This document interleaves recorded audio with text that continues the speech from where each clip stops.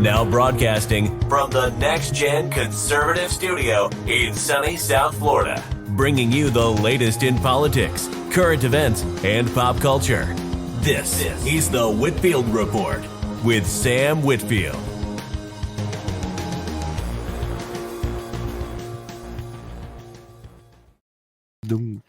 Hey, what do you know? Our permanent live stream key finally worked. Merry Christmas, everyone. God, I wish I had a soundboard to go, yay! I guess I'll just do it. That's like how they used to do it manually, right? The old sound effects guy who just, well, there you go. Yeah. So anyway, we do have a special guest joining us tonight. That deserves another yay. Mr. Craig Mansfeld, or Craig Bob 99. Howdy. I'm not that special. I just say Craig. I'll do. Yeah. He's got he is most known for, obviously, the epic Twitter shit posts that I'm constantly seeing that just make me laugh, and these people just like hate him with a passion that is both unhealthy and unbefitting of their intelligence. You know, I think it's inspiring for alcoholics. There you go. Yeah. I wish I was that dedicated to a bad idea. We do have lots of topics to get into here tonight, but we also have some deep philosophical questions. Well, not philosophical, but more like it's a STEM scientific question. I had a STEM question, Sam. That's why I said we needed to invite a STEM guy on. This is really important. Well, I was informed that there was a STEM-related question, but it was apparently sworn to secrecy. I was forbidden from knowing ahead of time. Well, and anybody that watched prepare for my genuine reaction. Anyone that watched last week is already laughing because they know what the question is and the premise that we invite. Could you say why would we invite you on to ask a STEM question? Right, is because you have a somewhat respectable background, I would say. That's fair enough. Yeah. But I let other people brag for me on that kind of stuff. I prefer not to be I try not, because I know you're not into that kind, so I'm trying not to overplay anything. But you're a smart guy. You can look him up. Again, go find his Twitter. There's more, whatever you want to know. Occasionally there's something about science on there. Yeah, it's occasionally. It's mostly about everything but. Well, we're going to ask a scientific question, but it's going to be a really dumb. It's scientific. The dumbest thing you've ever heard. I have heard people ask things that are very intelligent. I'll put it like that. So it starts with Bill Clinton's cigar, okay? All right. And so which one? Right. The first thing I did is, a lot of the audience is younger and maybe they don't have the finer details of these kind of things. So I was explaining. Okay, well, at the start there, you dip the end you put in your mouth into a jar of whiskey or a glass of whiskey. Then you go ahead and you put that in your mouth. Right. Your is the word that's operative there. That wasn't the question. See, that wasn't the question. We know how that's done. Just for the younger audience. We all decided that it was gross, right? But especially that he smoked it, obviously. That's the punchline that no comedian ever had to write because it really happened and it's part of the public record.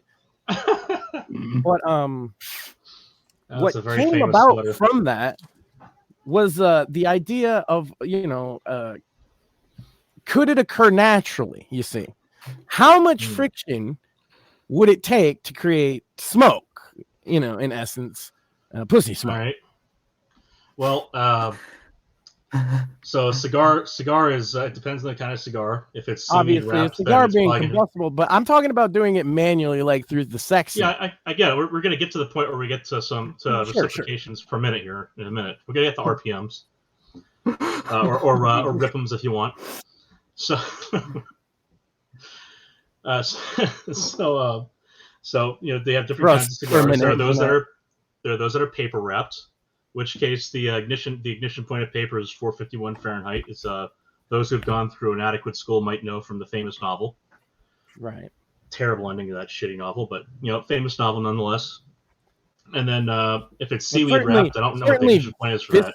Viscous thick liquid would certainly be higher than that. Well, that's the fun thing is doing the polymer processing. I have to deal with like Navier-Stokes and energy transport and so on. There's this viscous term for heating. For if you shear a fluid, it'll heat up. It'll dissipate energy that way.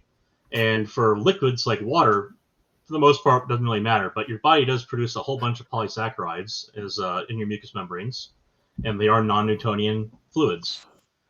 They tend to be shear thinning in general, but there's still going to be that certain viscosity to it, and you have to shear that thin membrane quite hard. But I have a feeling that a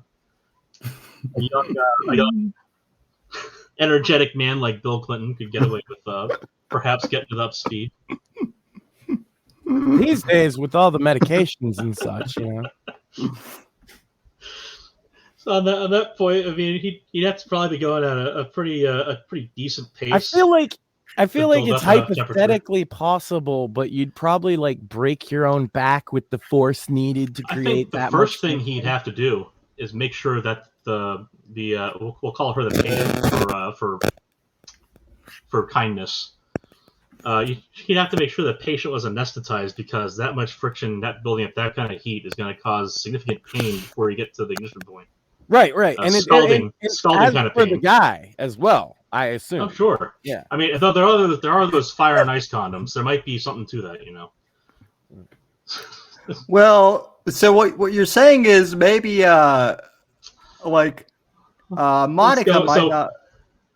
Monica might not be the right one to ask, but Juanita Broderick might be a better. Possibly. Oh, I see what you did there, Sam, and it hurts my soul, but it's so goddamn funny. Go ahead. Yeah. So let's see. Let's take the average. The average male is around 6 inches, right? And that's being generous. I've seen 5. Well, we'll be nice about it. We'll say the average male's around 6 inches. Let's say 5,280 feet in a mile, right? True. Yep. Or we can go with nautical miles for sake of brevity, but we'll stick with that one. All right. So we basically will double that. And that'll get us to our 6 inches per mile.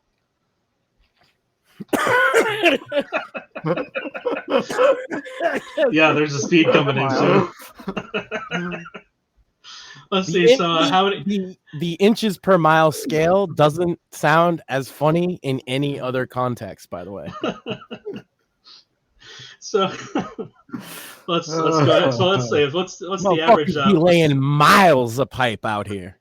So, well, that's the question. You mean we could get to the stacking test too? If she falls off the tower of Dick Slade sideways, then and gets hurt, then maybe it's a little too much.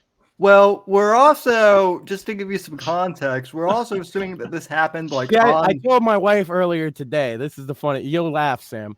I was like, what's my commitment to a joke? And she said, what?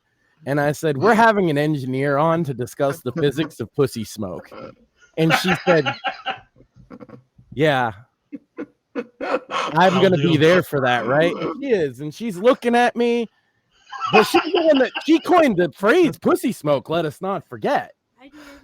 Yeah. We were using other terminology, but she insisted on that one. Morpheus, even in the chat, goes #pussy smoke. It's a thing. It's a thing now. Right. So we had to get I said let's go, and then the news just happened to be it's like the funniest news week ever. We got gay sex in the Senate again, probably. But, I mean, again in public, yes. The oldest joke in the book is we all get fucked there in the ass anyway, right?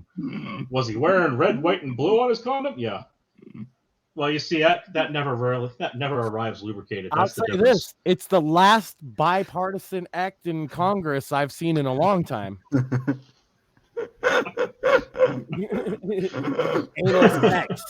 What's what's funny too is in the situation we're I don't want to know talking about the smoke involved in that process. So all right, so let's see. What's your reasonable guesstimate for how many ripums the average male does in the middle of coitus? Oh God. How many times is he pounding in per minute? That's tough. It depends, right? Sure. I mean, but we're saying on gotta average, here, vary. we're averaging over the whole average thing. is probably going to be pretty hard to predict.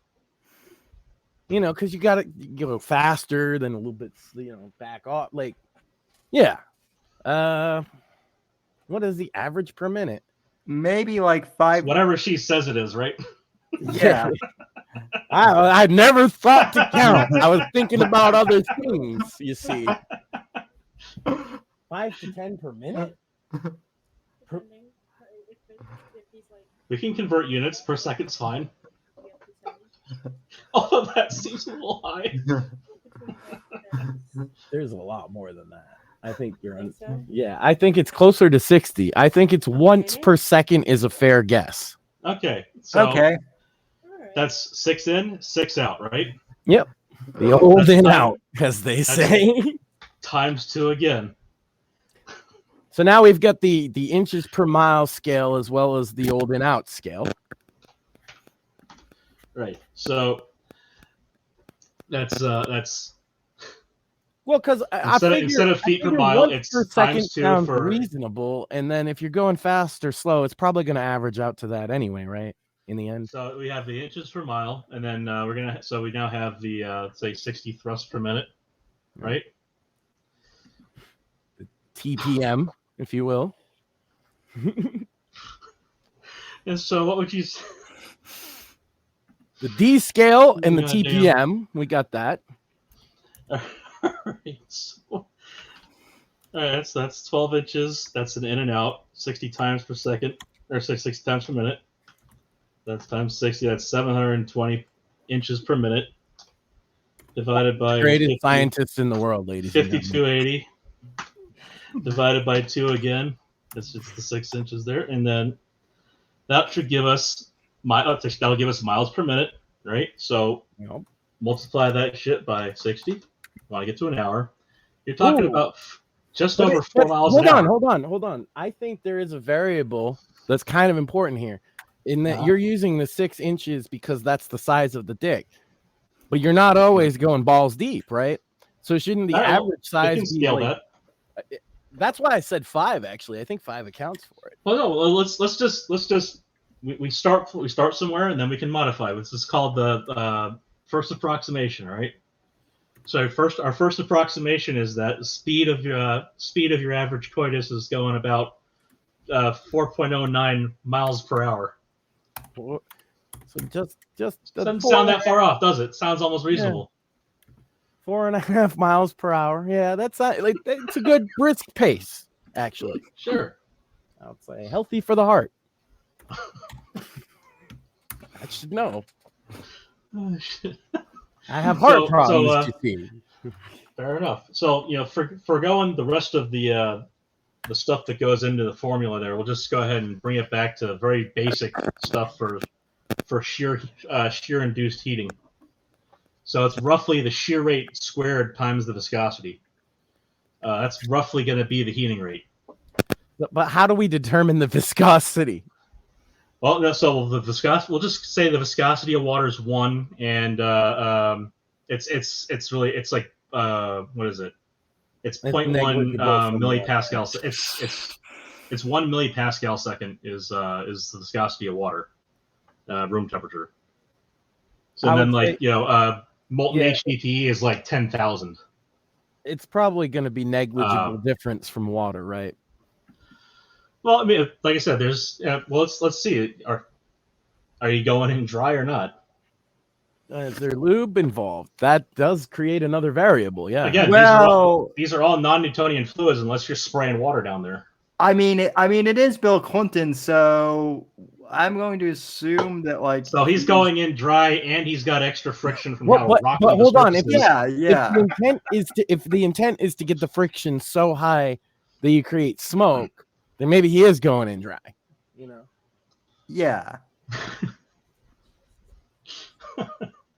Because already the whole like hypothetical experiment is like probably fatal for both parties. I think we can all acknowledge this is hypothetical, right? Let's see. Yeah, so they are shear thinning. Oh my god, I've got Also, a it would be fucking picture. steam This would is even happen better. pretty easily. Transmucosal drug delivery is. You're telling me I've got a goddamn. I got a chart. Hold on, sir. This is fucking great. See, Give we're it a asking. second. I guess. Sure, yeah. Keep going. We're asking tough questions here on the Whitfield. Yeah. report. Did something important happen or something? I don't know. Listen, you're not even going to get these types of questions on the Alex Jones, Oh, good lord! I even show. got. Let's see. On here, oh well, you can't see the damn legend, but one of the things on this plot. Oh well, actually no, it points to a line for it. There's a line for cervix, which will be about where we need to be, or at least that's where Clinton wants to be. That's amazing that there's a chart for that. I'm sure. Well, but you give a doctor a grant, and there's going to be one. True. Here's now it's relative. It's even relative to the penetration distance, gentlemen. So we're looking at wait, a small dick area. shame like half the population, by the way. Well, that's how averages work. Yeah. I'm selling the other half short. See what I did there? So cervix, the mucous membrane around cervix and by extension the vaginal canal. Thereafter, that's part of the lubrication process. There is on the order of 200 times the viscosity of water. So that's nothing to be ashamed of. Yeah, I mean, that was a lot more than I thought it was. And then next we need thickness of the membrane, because that's how we get the shear rate. And of course, there's data readily available for this. I should have just looked it up, but you know what? I thought the bit was funnier if I actually followed, because I said we should invite somebody on to talk about this, Sam. This will come in handy later. There's a chart ready right here that has the thickness of the mucous membrane in the rectum, and the distal colon and the sigmoid colon. If you get that. Well, yeah, keep that up because we got to still talk about the Senate, right? Yeah. God damn it. Why not start the news show with pussy smoke, ladies and gentlemen? The Senate is full of gay sex. Oh, here we go. I'm trying to hide it anymore. Vaginal mucus layer. It's got 10. It says 10 to 15 layers. Turnover time of that is 7 days. Mm-hmm. Okay. Oh, that's discussing the mucus surface area 6 to 10 centimeters squared. Because that's the average. Yeah, when you put it in that terminology, it's pretty. It's got a different flavor to the way that's being described, doesn't it? Mm-hmm. Well, it says 10 to 15 layers. How the fuck thick is a layer? That's all I'm asking for here. Oh my goodness. Well, if we're talking about Bill Clinton. Oh, here we go. Characteristics of cervical mucus, which makes it all sound so much more appetizing. Let's see. So, abundant, moderate, low.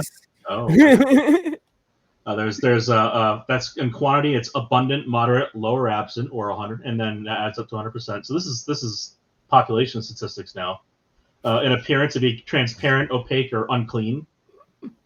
Apparently, they found one of the population test means that there were theoretically thousands of cases, maybe even more, where a guy swabbed a girl's pussy to take all of these statistics for measurement, which is consistency amazing. Is dense, what a job. Liquid. I like this one though. The consistency, dense, medium, liquid, and this just to me tells me how much the lady was turned on by the doctor. Yeah. that's. I don't think that has any fucking relevance. Let's get whatever the hell it was they were studying. Let's get a clinical moisture test, baby.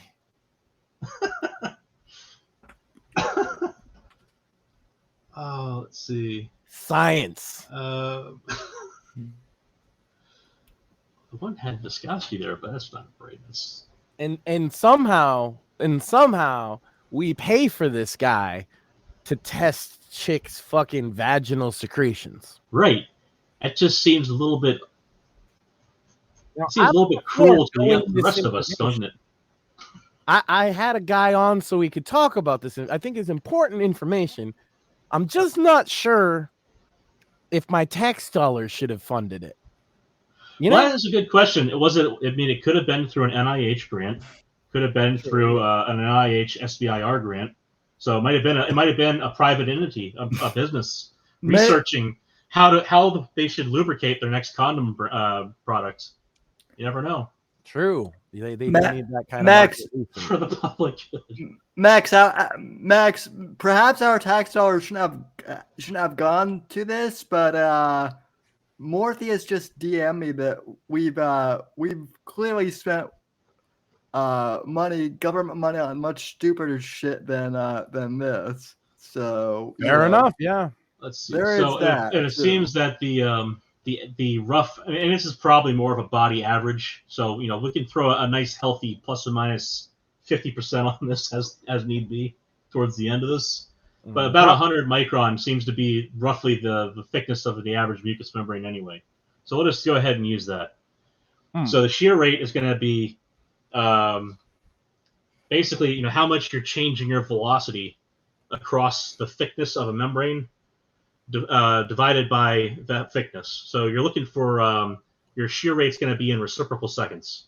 So you're going to have some speed divided by a distance. And so we have about 4.09 miles per hour divided by about 100 microns. So this will give us a shear rate. All right, so I've got to convert this shit. You got to be in for the long haul even to calculate this. Oh yeah, but this is just units fuckery right now. So we got 4.09 miles per hour. We know it's 1,609 meters per mile. Right, fair. So we're gonna go ahead and we'll throw times 1,609 there. That's how many meters per second, or sorry, meters per hour we're going. It's about 6,500 meters per hour. That sounds good, actually. I like that. Sounds a little more impressive. It sounds more like an RPM, right? It sounds like sounds like you're redlining an engine, doesn't it? That boy puts out 6,500 meters per hour, lady. Whole meters. All right, but now we got to go ahead and divide this out by 100 micron. So dividing by 100 micron is 1/10,000th, right? Right. So we go ahead. Let's be dividing this by. Oh man, no, it's not divided. Sorry. That shouldn't be Divide by 1. Multiplying by 10,000. So it's actually quite rough treatment for that membrane. It's about 65,822 reciprocal seconds of shear on the vaginal mucous membrane. So I'll just go ahead and of literal sheer force. Well, sheer rate, but yeah, go for it.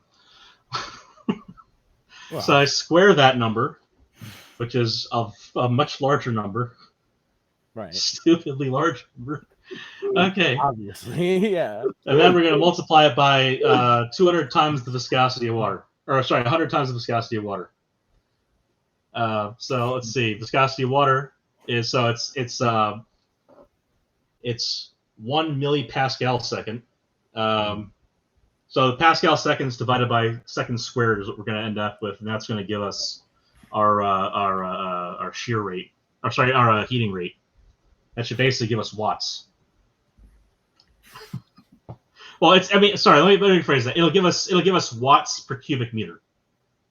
Right. So we can actually go back to that surface area thing and use that with the thickness to get us the volume and the actual amount of calories we're going to be putting in per hour. Okay. Oh shoot. You know what I forgot to do before squaring that shit? I forgot to make it per second instead of per minute. Oh. That'll be a big difference there, won't it? So let's see. Divided by 3,600. That's per minute. Divided by 3,600. That's per second. All right. So then millipascal second. That's going to be so Pascal. That's just divide by 1,000, and that's going to be our watts per cubic meter or whatever.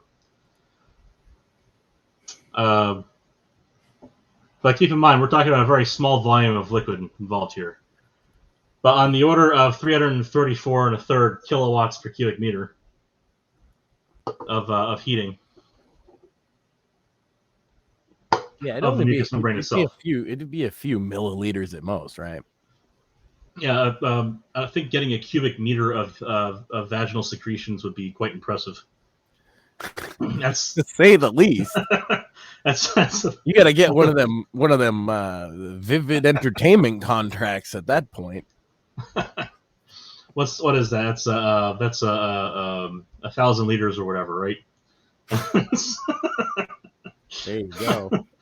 It's a little bit. Bitch, this be dripping gallons. So a few bathtubs at least.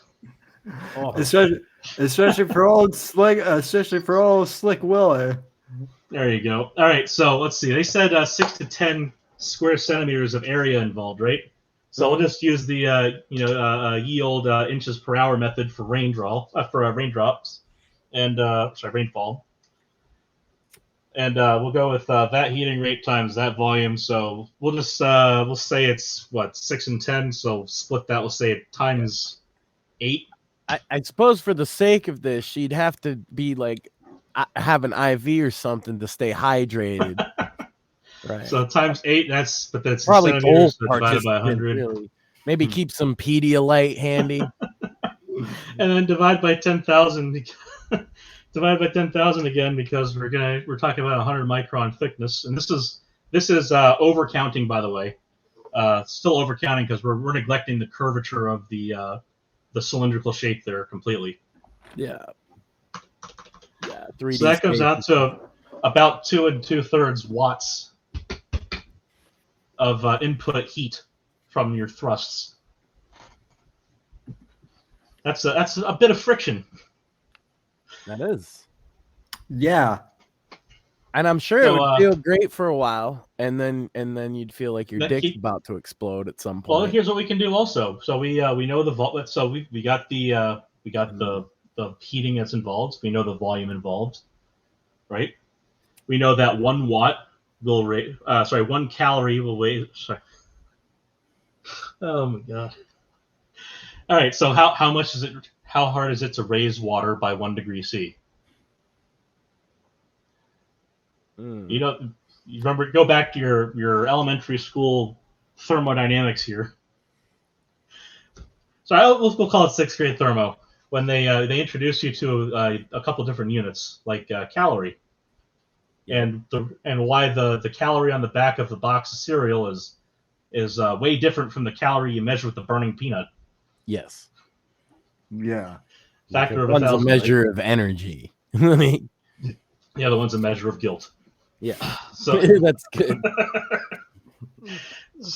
So it's 4.186 joules to raise 1 milliliter, 1 cubic centimeter of water by 1 degree C. We can we'll just go ahead and assume the heat capacity is around the same as water, because why the fuck not? There's a lot of assumption here. It's fine. There's a ton. So we'll just divide this by 4.186. Keep the steady pace and like not break his human body. He's hooked up to like a machine that calculates the whatever, you know. So this will give us per milliliter. We're talking about raising 0.6 degrees C per second, which is that's respectable, I guess. There's a wow, judgy. Oh, judging. All right, so but that is on a mass basis too, right? So that's per milliliter, or volumetric in this case, per milliliter. So we got to get our milliliters again. So we know that we had 8. So we have times 8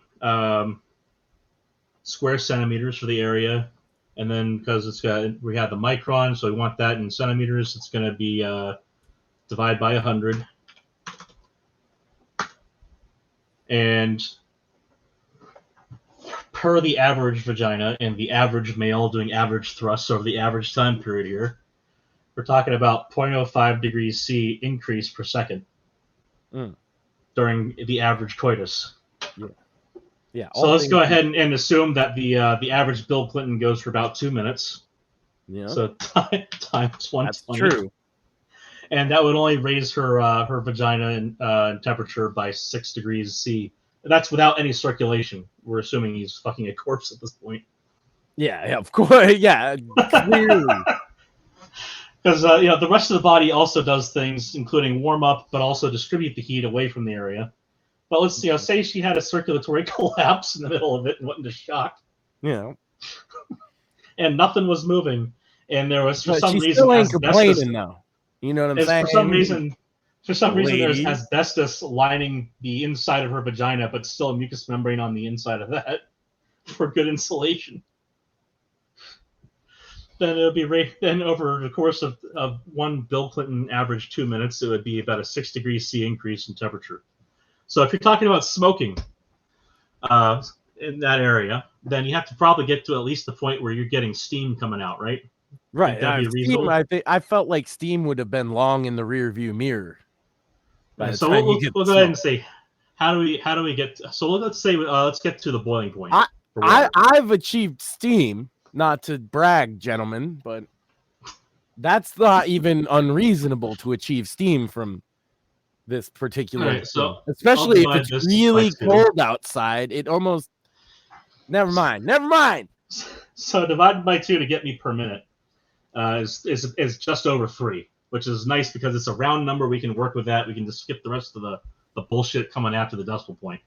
So how do we get to 100 from 3? That's more or less going to be 33 minutes, right? So let's say he had a solid half hour in him. He'd probably get to boiling point, assuming all the other crap we asserted. Yeah. So there you have it. In order to get to the point where you get pussy smoke, and all I can say to the younger guys that view it's this, at least a half hour. I just want to say, what liberal arts degree fag can do that? All right. I asked him the dumbest question on earth, and we have sort of an answer here. It's an unreasonable, ridiculous, hypothetical, goofball answer. Oh yeah. But that's science, man. That's why I do this kind of shit with my little brother all the time. Like we used to go like there was one night we set up and I just went on to because I had the search open and I was already on the university VPN. I just went ahead and did a paper lookup on this random shit and we just kind of daisy chained that and played the 6 Degrees of Freedom game without actually having a goal. And we got to the point where we found the electrical capacitance of the of ant antenna cuticles. I don't know why the fuck somebody was measuring that, but then it turned out they were looking at the crazy ants that eat electrical boxes in the United States and elsewhere. There's actually a fucking reason. They show up because they get attracted to the electrical field, and it has to do with the electrical capacitance of the cuticles in their antennas. Yeah. Yeah, we'll do back of the envelope calculations, for random shit like how many cats do you have to throw at the sun in order to make a black hole? It turns out it's quite a bit. I mean, even in ancient times, it was like, how many angels can you fit on the head of a pin? Like goofy. Well, Dogbert definitively answered that shit. Questions are like classic, right? It's what men do when they get bored. Maybe turn off the video games once in a while and think about some stupid, really out there shit. It sharpens the mind, I say. Oh yeah, that's what we do on this show, really. So the definitive answer to the head of the pin question is 6. There you go. That makes the most sense, actually. So actually, there's a one article on Tech Dirt that is based on a blog post I made for shits and giggles, and so the only way that you can there's more than one of those, I know. Yes. So it turns out the only way to know whether or not something is infringing. This actually will be nice for the libertarian part of the audience. The only way to know whether or not something is actually infringing on copyright is to have a judge adjudicate it as so. Correct. That is the final word on that. Oh my God. You know how many times I have to say like a fucking copyright claim is basically meaningless until you take it to court, but YouTube is just trying to adjudicate it between you all privately. It's called arbitration. So I asked the question, what if YouTube and Google decided to skirt the entire issue and hire enough judges to watch everything that comes into YouTube and adjudicate it a priori? So they say this is publishable because it is not infringing, and this is publishable, or this is not publishable because it infringes. How many would you need? How much would it cost, etc.? There's even an infographic. And then where is the unanimous standard that they all agree upon? Oh, that's the fun thing. You have to start asking those questions. But I was looking at the brass tacks side of things. If you wanted to just do this, you had to convince somebody to pay for it. Yeah, because you don't even get to the question of what's the standard, because it's a lot of. Now they'll just say they'll do it with AI, right? Just an extension of their algorithm anyway. That's what people don't understand. We had Kurt Doolittle on to kind of talk about, like, AI is not what a lot of people think. Like, he worked in the field. He said that what he was working on at Microsoft in the 80s, he said this on the show, was basically not that much less advanced than what we have now, but it was a hardware problem.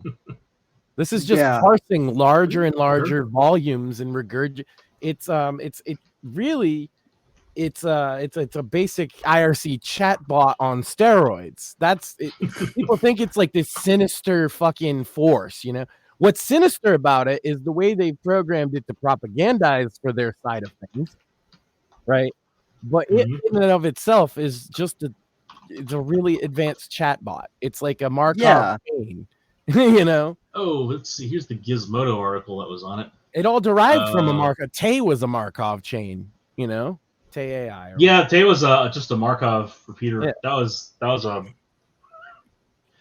fun one. And because it was a pure one, like I'm not saying that's what they are. Like ChatGPT is obviously not just a Markov chain; it's much more complex than that. But that's the principle behind it. Large language model is what it's called. Yeah, it's LLM. Just looking at a larger and larger Bible in a quicker amount of time. And because of that, and because it's got more processing power, it's able to formulate answers that sound maybe a little more like a human might, but it still sounds weird. It's like the uncanny valley isn't going away at all. It's just people are more used to it now with seeing AI art everywhere. I do have a question. But they can spot that it's AI art though. Like the average person is like, that shit's AI. To the point that they sometimes think real art is. I know a lot of real. I got in with the old school Dungeons and Dragons community on Twitter, and the coolest thing about that, they have a lot of drama, obviously, as most scenes do, but the artists involved in it put out some of the coolest like hand drawn art you could find in the fantasy genre, just on Twitter, and it's cool to have that on my feed, right? But they get accused of it being AI half the time.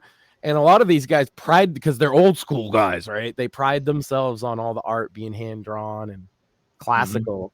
But now any asshole could generate like a similar quality from some of they have programs specifically to do that. And then you publish your rule book, and it kind of waters down the style to some degree, but people can spot it most of the time.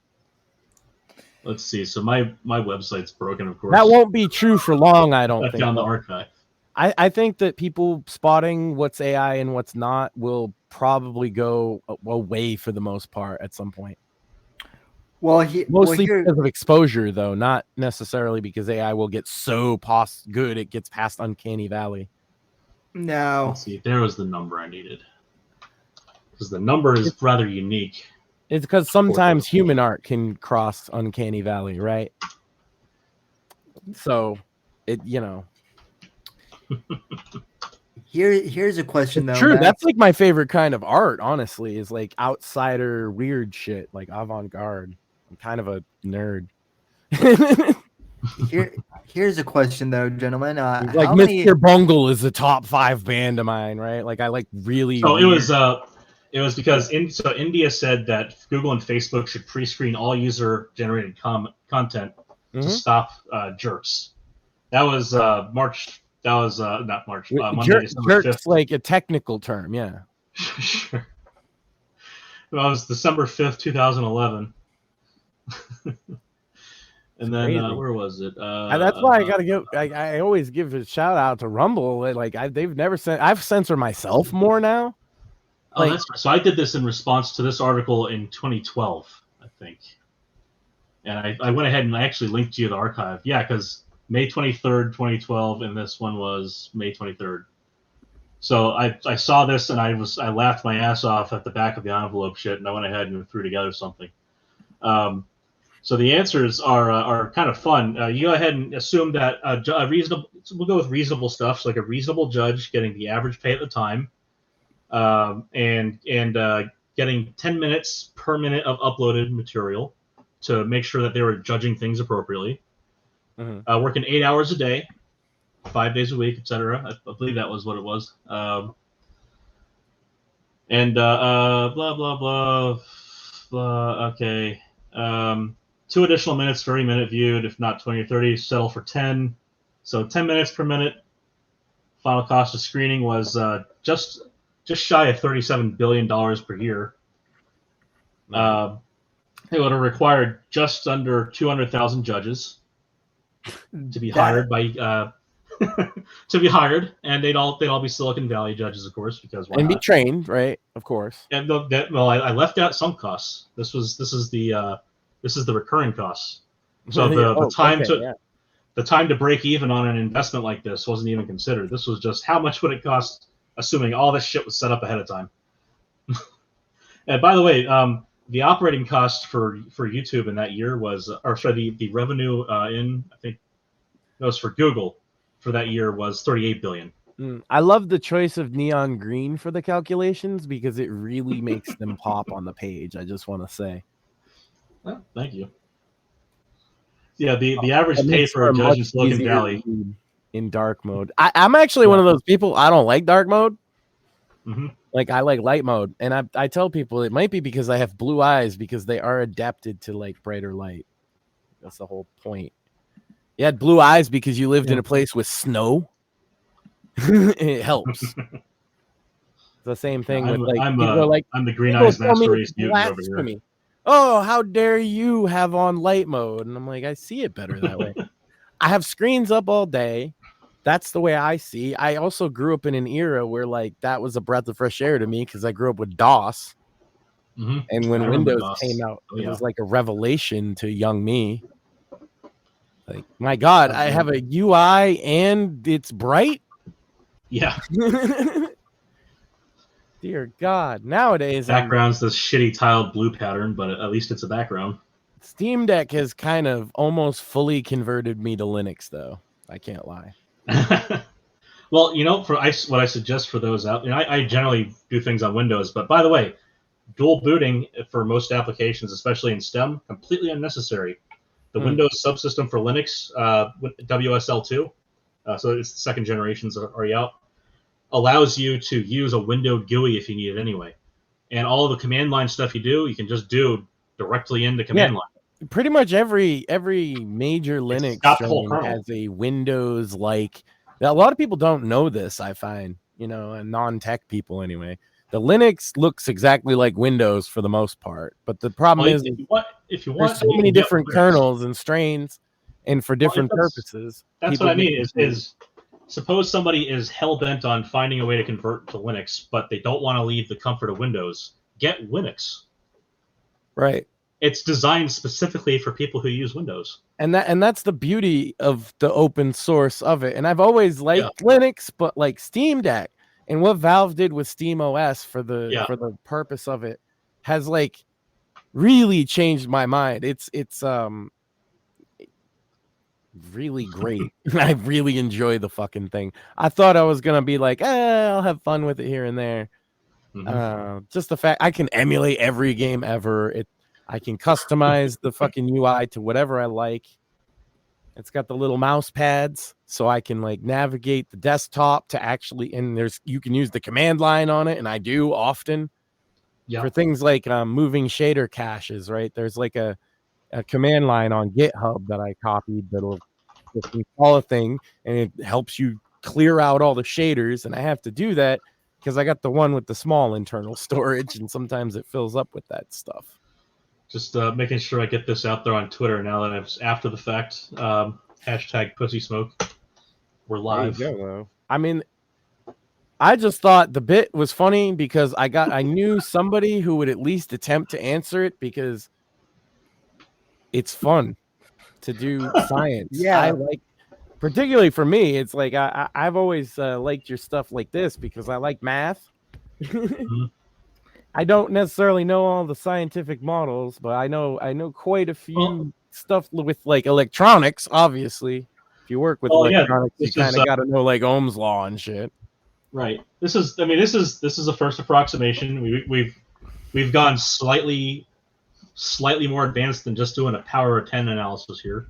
Mm-hmm. Just to get in the ballpark. And I'd say we're still just in the ballpark, but we have a minimum. We can say that you have to be pounding that.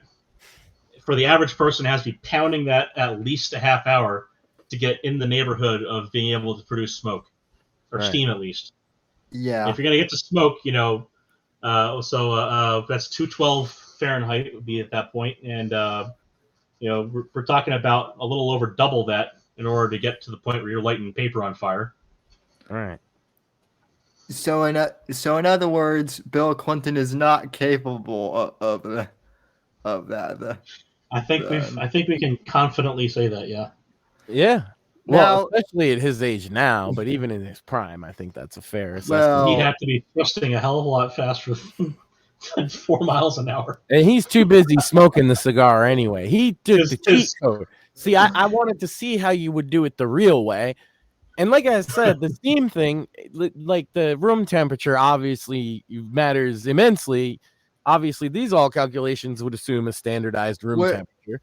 Well, it's real easy to get steam, like I said, if you're outside in a, New England winter where it's negative 20 degrees and you just naturally get steam anyway. Hold on, Max. You're also forgetting that, like, you have to factor the Resolute desk into this situation, right? Like, if we're going to bring in thermal radiation from the body and consider that what it's going to be reflecting off of and, potentially back towards the smoking vagina. That's true. Yeah. The whole adiabatic assumption of insulating the mucous membrane from the rest of the body might not even be totally necessary if we just kind of assume all the heat can't leave the room. It just take a hell of a lot longer. People think this is funny, but this is what like engineering is for whatever the problem actually is when it's not stupid. Yeah. We could call an I-beam a giant dick if we wanted to. And to be fair, a lot of people giggle in the office doing that kind of shit. Yeah. No, I've worked around Hey, I'm not a college educated guy, right? But I've worked around engineers most of my adult life. Like if you know an engineer, they're probably got a sense of humor. If they don't, they're probably super smart. I find the ones that don't have a sense of humor, they'll know their shit inside and out. Now here's the question that everyone's really curious about: how many states does it take to try and steal an election before it's even happened? Apparently only one. One? Yeah, we live now in the People's Republic of Colorado, I heard. Oh, so here's the funny thing about that is that's only the primary that they're talking about. Now, I say only, but I think I can throw layers on this, but as I understand, there's an injunction anyway until at least January 4th or something, so the Supreme Court can take it up. Well, it's as if they're going to move the primary date just to go ahead and get into the injunction range. And even if you did that, Trump's still going to be the nominee for the Republican Party. What are you going to do about that, Colorado? Well, that's the thing. So the party itself is you know what that means is you're taking your votes off the table in the general election. Go ahead. You want to call that bluff, Colorado? What direction has Colorado been leaning more and more and more? You want to take Democrat votes off the table to throw a hissy fit, Colorado? Good luck to you.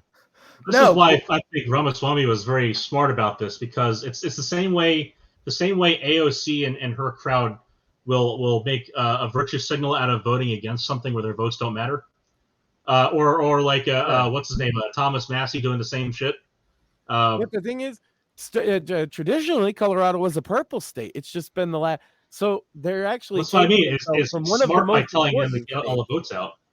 in I would say 2004, it was one of the most important states in that election. It was full purple, right? Yeah. To go all the way to the point that it doesn't matter if you take yourself out of the election, basically, Colorado. Like, see, the funny thing is there are states that require that so remember, the primaries are a state-facilitated private entities election. The political parties, Democrat and Republican parties, Democratic Party and Republican Party, they are private companies. Yeah, they're corporations. They're corporations, and so when they administer a primary election, the people are voting on who the company is going to put. They don't have. They could do whatever the hell they want to begin with. They don't even you have saw to Hillary do Clinton. a primary like that. They can just appoint one. That's what like a small party usually does. A green party usually just appoints because they don't have the people to have a primary without looking like a joke. Right. So you mean, and or if it's the Democratic Party, for example, in 2016, where they said we don't care, it's her turn. Super delegates, baby. And how many you need, Hillary? That's what I mean. Is they have different ways of governing this, where the Democrats have the super delegates, Republicans don't. Libertarians have a primary and they don't respect the results at all. Things like that. But again, so the important thing I mentioned there is it is a state-facilitated, private company's election. So the state facilitation part of it's important. If the state's going to be involved in doing all of the infrastructural shit, then the state gets to go ahead and make the laws as to how the state administers a state election. And that is where that's where Colorado has really stepped on the shit here, because other states have figured out, like Minnesota, I think it is, and a few others, that if you require that the people voting in the primaries can vote for whoever they want in both parties' primaries, they don't have to be registered. That's when you can start to get some tomfoolery. Like the Colorado completely eliminated that. They don't have the ability to have all the Democrat voters walk in and vote in the GOP primary. And then there's the obvious thing that they're saying he's in insurrection. What charge? Where? That's the fun thing is that they have to have obviously that's what everybody's reaction to it is, but. Like, because for a reason, I hate to have everybody's take on everything, but it's true. Right. It's just fucking true. Everybody can fucking see this. It's you can't say he did a thing that he's never been convicted of. That's not how our legal system works. So in order to bring the charge under the law that they specified in the first place, they need to have a conviction. Yeah. And what they're doing is they're asserting that because otherwise it's just slander. You see, the way it works legally is if you're not convicted of the thing they're accusing you of, that's slander. So what they're trying to do is not bring true. it in as a the law only can, like, to say you're a murderer, right? Legally, if you didn't kill nobody, or if there's no gray area for I have reasonable suspicion to think that's true, then that's just slander. And the state can't engage in slander. That's in the Constitution. Sure. So what I'm saying here is that they were trying. I think the legal argument they probably have here, or the justification, is that they feel like it was an insurrection. No, they cited the January 6th Commission. To be fair. Well, what I'm thinking here is they're probably asserting that their own ruling. Pony show, but I guess that is one official thing. Well, I think that their ruling they're asserting is all that's required to then follow up with the secondary charge there. Basically, that I think like they have to be indicting him of insurrection at the same time as the law part. Like they have to be doing both at the same time, and I think they say that they found him to have caused insurrection. I would say this, like, even if he got charged and they dropped it, there has to be a paper trail for you to be accused of a crime by a prosecutor. I'm sure that's what the Supreme Court's going to say anyway. Yeah, well, Clarence Thomas raring to go basically led Supreme Court. I don't know. I Yeah, don't well- think this stands a chance anyway. So No. I just thought it was funny. Like, what happens if it stands for the primary and then he Yeah. gets picked anyway? And then what happens with the actual vote at the end there? What happens with the actual state election? Where it's you the just state can't the vote state for election. one candidate, right? You can only vote Well, for Biden. You can write in. That's what I'm saying. You can write, and that's So what people will do. So that's why I was laughing. I mean, I wrote as much on But Twitter. they probably I would laugh my figured, ass off if he wins. they probably figure if they force write-ins, he won't Right. he won't have a big margin.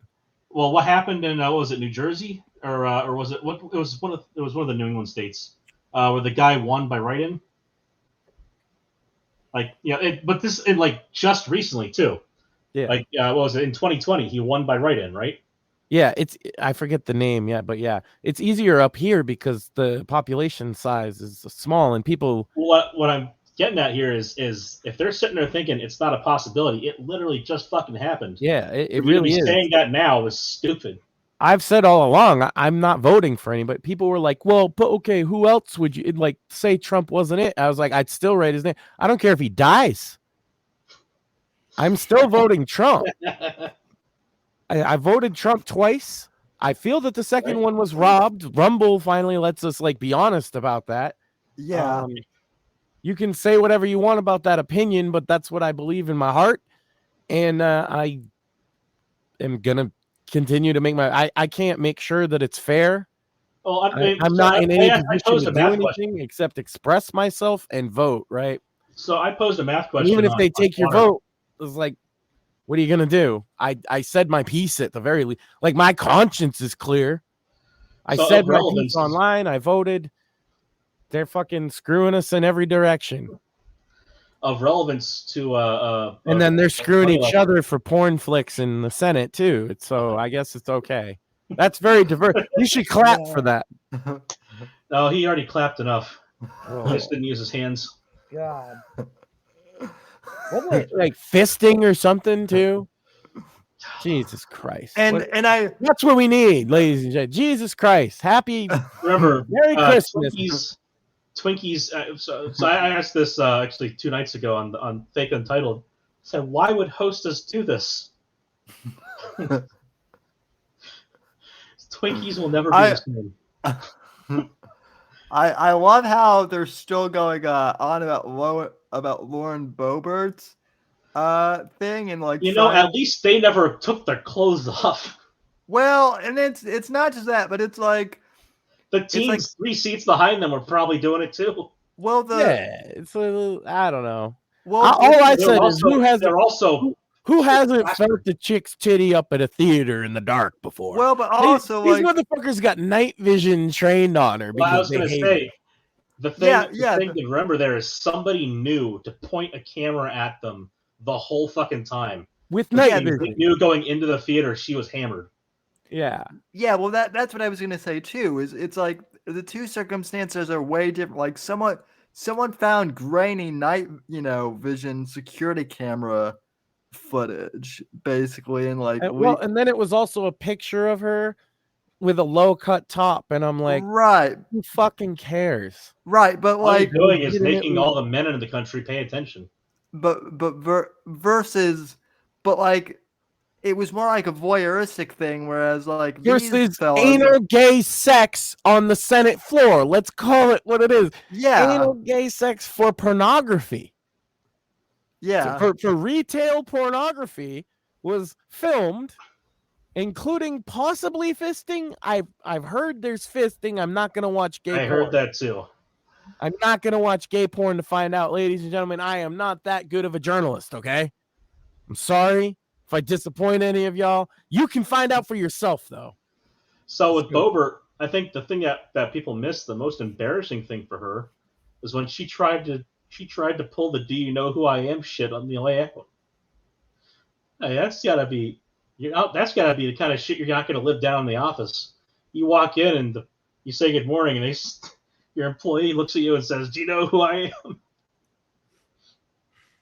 Yeah.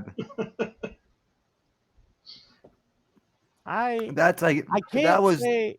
See, the thing about the gay sex in the Senate thing, okay? Yeah. I can't say I haven't had sex in places I shouldn't have. So, like, on that level, I'm a little maybe more forgiving about it than, like, the holy roller types, okay? Sure. But, because, like, I've had sex in a church and in, like, a graveyard and, like, sacred ground. I'm glad my wife left, by the way. She'd be killing me right now. But, I was wondering, is she's over there tapping her shoe? she might be watching, though, and Getting then I'm ready to dead throw when it. She's supposed to bring me a Santa hat. She said she would deliver it by the end of the show because I said I would wear a Santa hat. And the one that I had got ruined when I pulled it out this morning, and I was like about to cry. And then she was waiting for her mom or whatever. And then the show started, and I was like, I don't have a Santa hat. And she said, I'll deliver it by the end of the show. So I hope she's true to her word. So that we can say Merry Christmas. And she also brought up, she's like, you say Merry Christmas to everybody. Like, what if they say, well, I'm Jewish? And I'd be like, well, I'd say, well, Happy Merry Hanukkah. Christmas. Well, Hanukkah's over, and Christmas is a secular holiday. I'm not saying Happy Holidays because like, the only one, if it's Merry Christmas. If they say to me, oh, well, I'm Jewish, then I'm going to say Happy Hanukkah because that's the holiday they mean then, right? I'm not going to say Happy Holidays generic. Yeah, I'm never gonna say Happy Kwanzaa because that's I happen to like that's Hanukkah. a fucking communist holiday made up in the 60s. Exactly, that's what I said. Right. I said that last week, almost word for word. It's stupid, fucking and no Marxist, black people don't. Black supremacists. Black people. Black supremacists came in and said, "We're gonna have a holiday. We're gonna steal all the best parts from the other ones." I hate to clue like normie white people in on this, but like black people, by and large, Christian, like that, or in the maybe United States, the United States, like that's the deal. They're mostly they might. I'm not gonna judge if they're good Christian or not, but they're mostly There's a few Christian. that are Muslim, and mostly of them worship from Farrakhan. prison populations, but yeah, prison populations and the ones in Farrakhan's church. That's about it. Well, a lot of they convert from the prisons, like that's their most active. Yeah. And there's the Black Hebrew Israelites are a big thing now too. Yes, they are. Dude, I'm not gonna like. I'm friends with the chief, like to some degree. He's cool. No like, shit. Okay, he thinks I'm a demon and I'm gonna burn in hell. But like, I recognize that's what. But you can talk to him. But yeah, he's much respect. If you're willing to listen though, because he's a smarter guy than people give him credit for too. Sure. That he can quote scripture off the top of his head, relevant to like any situation, and these motherfuckers act like he's stupid. Nuh-uh. Don't sleep on the Black Hebrew Israelites as a force in this nation, I would say, because they have a much more conservative view on things, even if it is extreme. Well, that's one of the things. They believe in doing the commandments, right? They kick you out if you don't do the commandments. Right. It's funny that like the whatever anti-Semitism I find on the right, or racism for that matter, or most of the other bigotry, it's all in your face. They hate you though. I would say they probably hate you more than me. Sure, but it's all in your face though. They tell you. Yeah, like, it's not a secret. They're not going to pussyfoot around it, and for the vast majority of the people, they're not going to they have no desire to hurt you. For the vast majority of such people that I find on the right, they're even willing to to agree to disagree on things, and you can talk about other shit and have a regular day. Yeah. But if you look on the left, there's none of that. If they hate you, they let you know by their actions. Their words mean fuck all. And yeah, I'm not gonna lie. I've seen some other chanting genocide. I've seen some ugly footage of Black Hebrew Israelites, but I'm not. All the ones that I've interacted with, and I have, I thought it was funny at first to just jump on streams and ask questions because these guys are like you can instantly tell. The chief, I forget what Chief Sakari, I believe. He's a really smart guy and he's funny, right? And so I want to talk to a guy like that. I'm just a weird, curious kind of guy, and like, yeah, they'll treat you as an equal. They'll tell you if you're a fucking white devil. And like you've been keeping our people down, and they would say of your people that you stole their identity or whatever. Sure. But if you can accept that that's what he believes and just have a conversation with them, he's a fucking insightful guy in a lot of other ways. So that's a mark of intelligence that has become less and less frequent, which is unfortunate. Yeah. The ability to entertain the perspective and ideas of another person without necessarily internalizing them yourself is to be able to articulate an idea in that way. It's one of the reasons in grade school they used to require you to do things like defend slavery or defend Nazism in a paper, like an essay. Like, because it's easy to defend the obvious. If you have to go in and articulate their ideas, though. I once had a history teacher, and this actually was like impactful on me, I would say, in like 9th or 10th grade. And she made us do a debate from the point of view of like all the different major religions, obviously to be controversial and have that kind of debate. Sure. And I forget which one I said I don't want to defend. I think I said I don't want to defend Islam, and so she put me on the Islam team. And so I just like I was like competitive about that kind of shit. So I wanted to win a debate. I'm Irish as hell. Of course I want to win the fucking debate. So I dove into it. I read the Quran, and I won. Come on, that was a good Irish joke. I won the debate because I was just a stubborn fucking Irishman, you know. And I was like, I'm gonna be the best Islam guy there is. I'm gonna argue it like I fucking believe it. So someone's gonna clip this show and be like, Max is an Irish Muslim, confirmed. And a black Hebrew Israelite. Inshallah. Well, I legitimately though their streams are so fascinating. Even when like at first it was like watching them own stupid white people is really funny.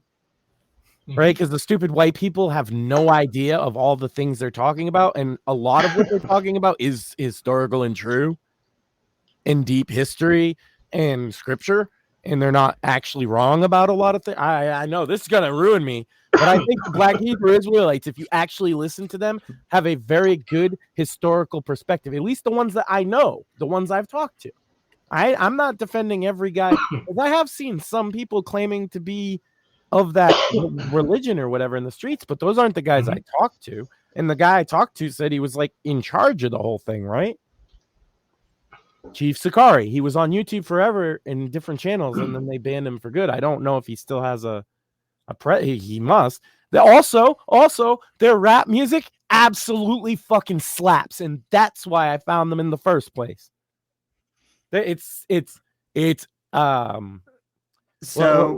How would I phrase this? It's traditional anti-Semitic, right? And it's very like openly propaganda, but they're let me guess. The first song you listened to was something like Kaibar. Yeah, it's like do the commandments the right way. Do the commandments the right way. Oh, I'm an Israelite boy. I'm an Israelite. Look up Israelite boy rap. At some point, ladies and gentlemen, on YouTube, and tell me that shit doesn't fucking go hard in the paint, even if you don't like rap. That sounds like it's about as hilarious as read a book. It really is. It's like that. It's got that vibe, but they're so serious, and like I don't know. They encourage like everything I've seen from them. They encourage young black men to not fall into the trap of being like into gangster culture and to fall into anything that goes that road, I think is a good thing. Yeah. So I'm gonna give these guys getting them disconnected enough from that shit to go down the road of personal responsibility and having a family. Yeah. Just having wait until getting married to have a family and waiting till after marriage to have kids, and then stay and having two parents in the home. These are all things that set up a family for success and the kids for success. Right. And look at the way, like, obviously proven black culture got hit harder at the beginning of it, but it's spread to the rest of the country as far as fatherlessness and so on. Any culture that emphasizes a two-family nuclear household thrives. It's just like a fact. Yep. And I have friends I on the other side of things. Like I used to entertain, debates with a lot of alt-right people and even have personal friends, but like they never grew out of that phase. You know what I mean? Sure. And the thing is a lot of the alt-right people I dealt with and a lot of people know this about me. It's like I argued with the alt-right, but if you listen to me ever, I was always arguing against their view on like racial, I guess, purity and supremacy and stuff. But like that's the funny thing is you have that in the alt-right. There's this kind of kernel of that's embedded in there, and then there's a lot of people that are involved in that are really more interested in the more libertarian side of it without realizing that's what they really care about. Like, they'll turn to you, and say, "Oh, well, you know all what I know, so you're just a Jewish shill." And I'm like, that's why I got the Israeli flag in my Twitter. I got called an Israeli shill so long and Jewish. I'm Jewish, by the way. I have actually. By the way, is to be funnier nowadays. I have, and I had it all along. I thought how many times have you been told to die, Jew, die? I thought about by like 10 random Arab accounts. I thought about changing it after October 7th just because everybody was doing it, and I hate to do the thing. Right. But then I started getting anti-Semitism directed at me. And I was like, you know what? That shit's staying forever now. Fuck you. No. And that people gave me hate from the other side. A bunch of Jews said, fuck you. I put the Palestinian flag next to it. But you know what? That's never happened. Well, no, the funniest thing for me was like... I've not been threatened by Jews, ladies and gentlemen. The funniest thing for me was... me a shill. The funniest thing for me was... Yeah, go ahead. Was, as Max knows, I actually had had like an actual Israeli on the show who was like, in Israel.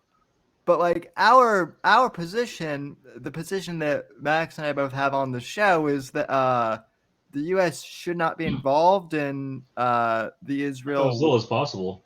Yeah, and because of that, like all the Ben Shapiro types, he goes a little too hard for my taste.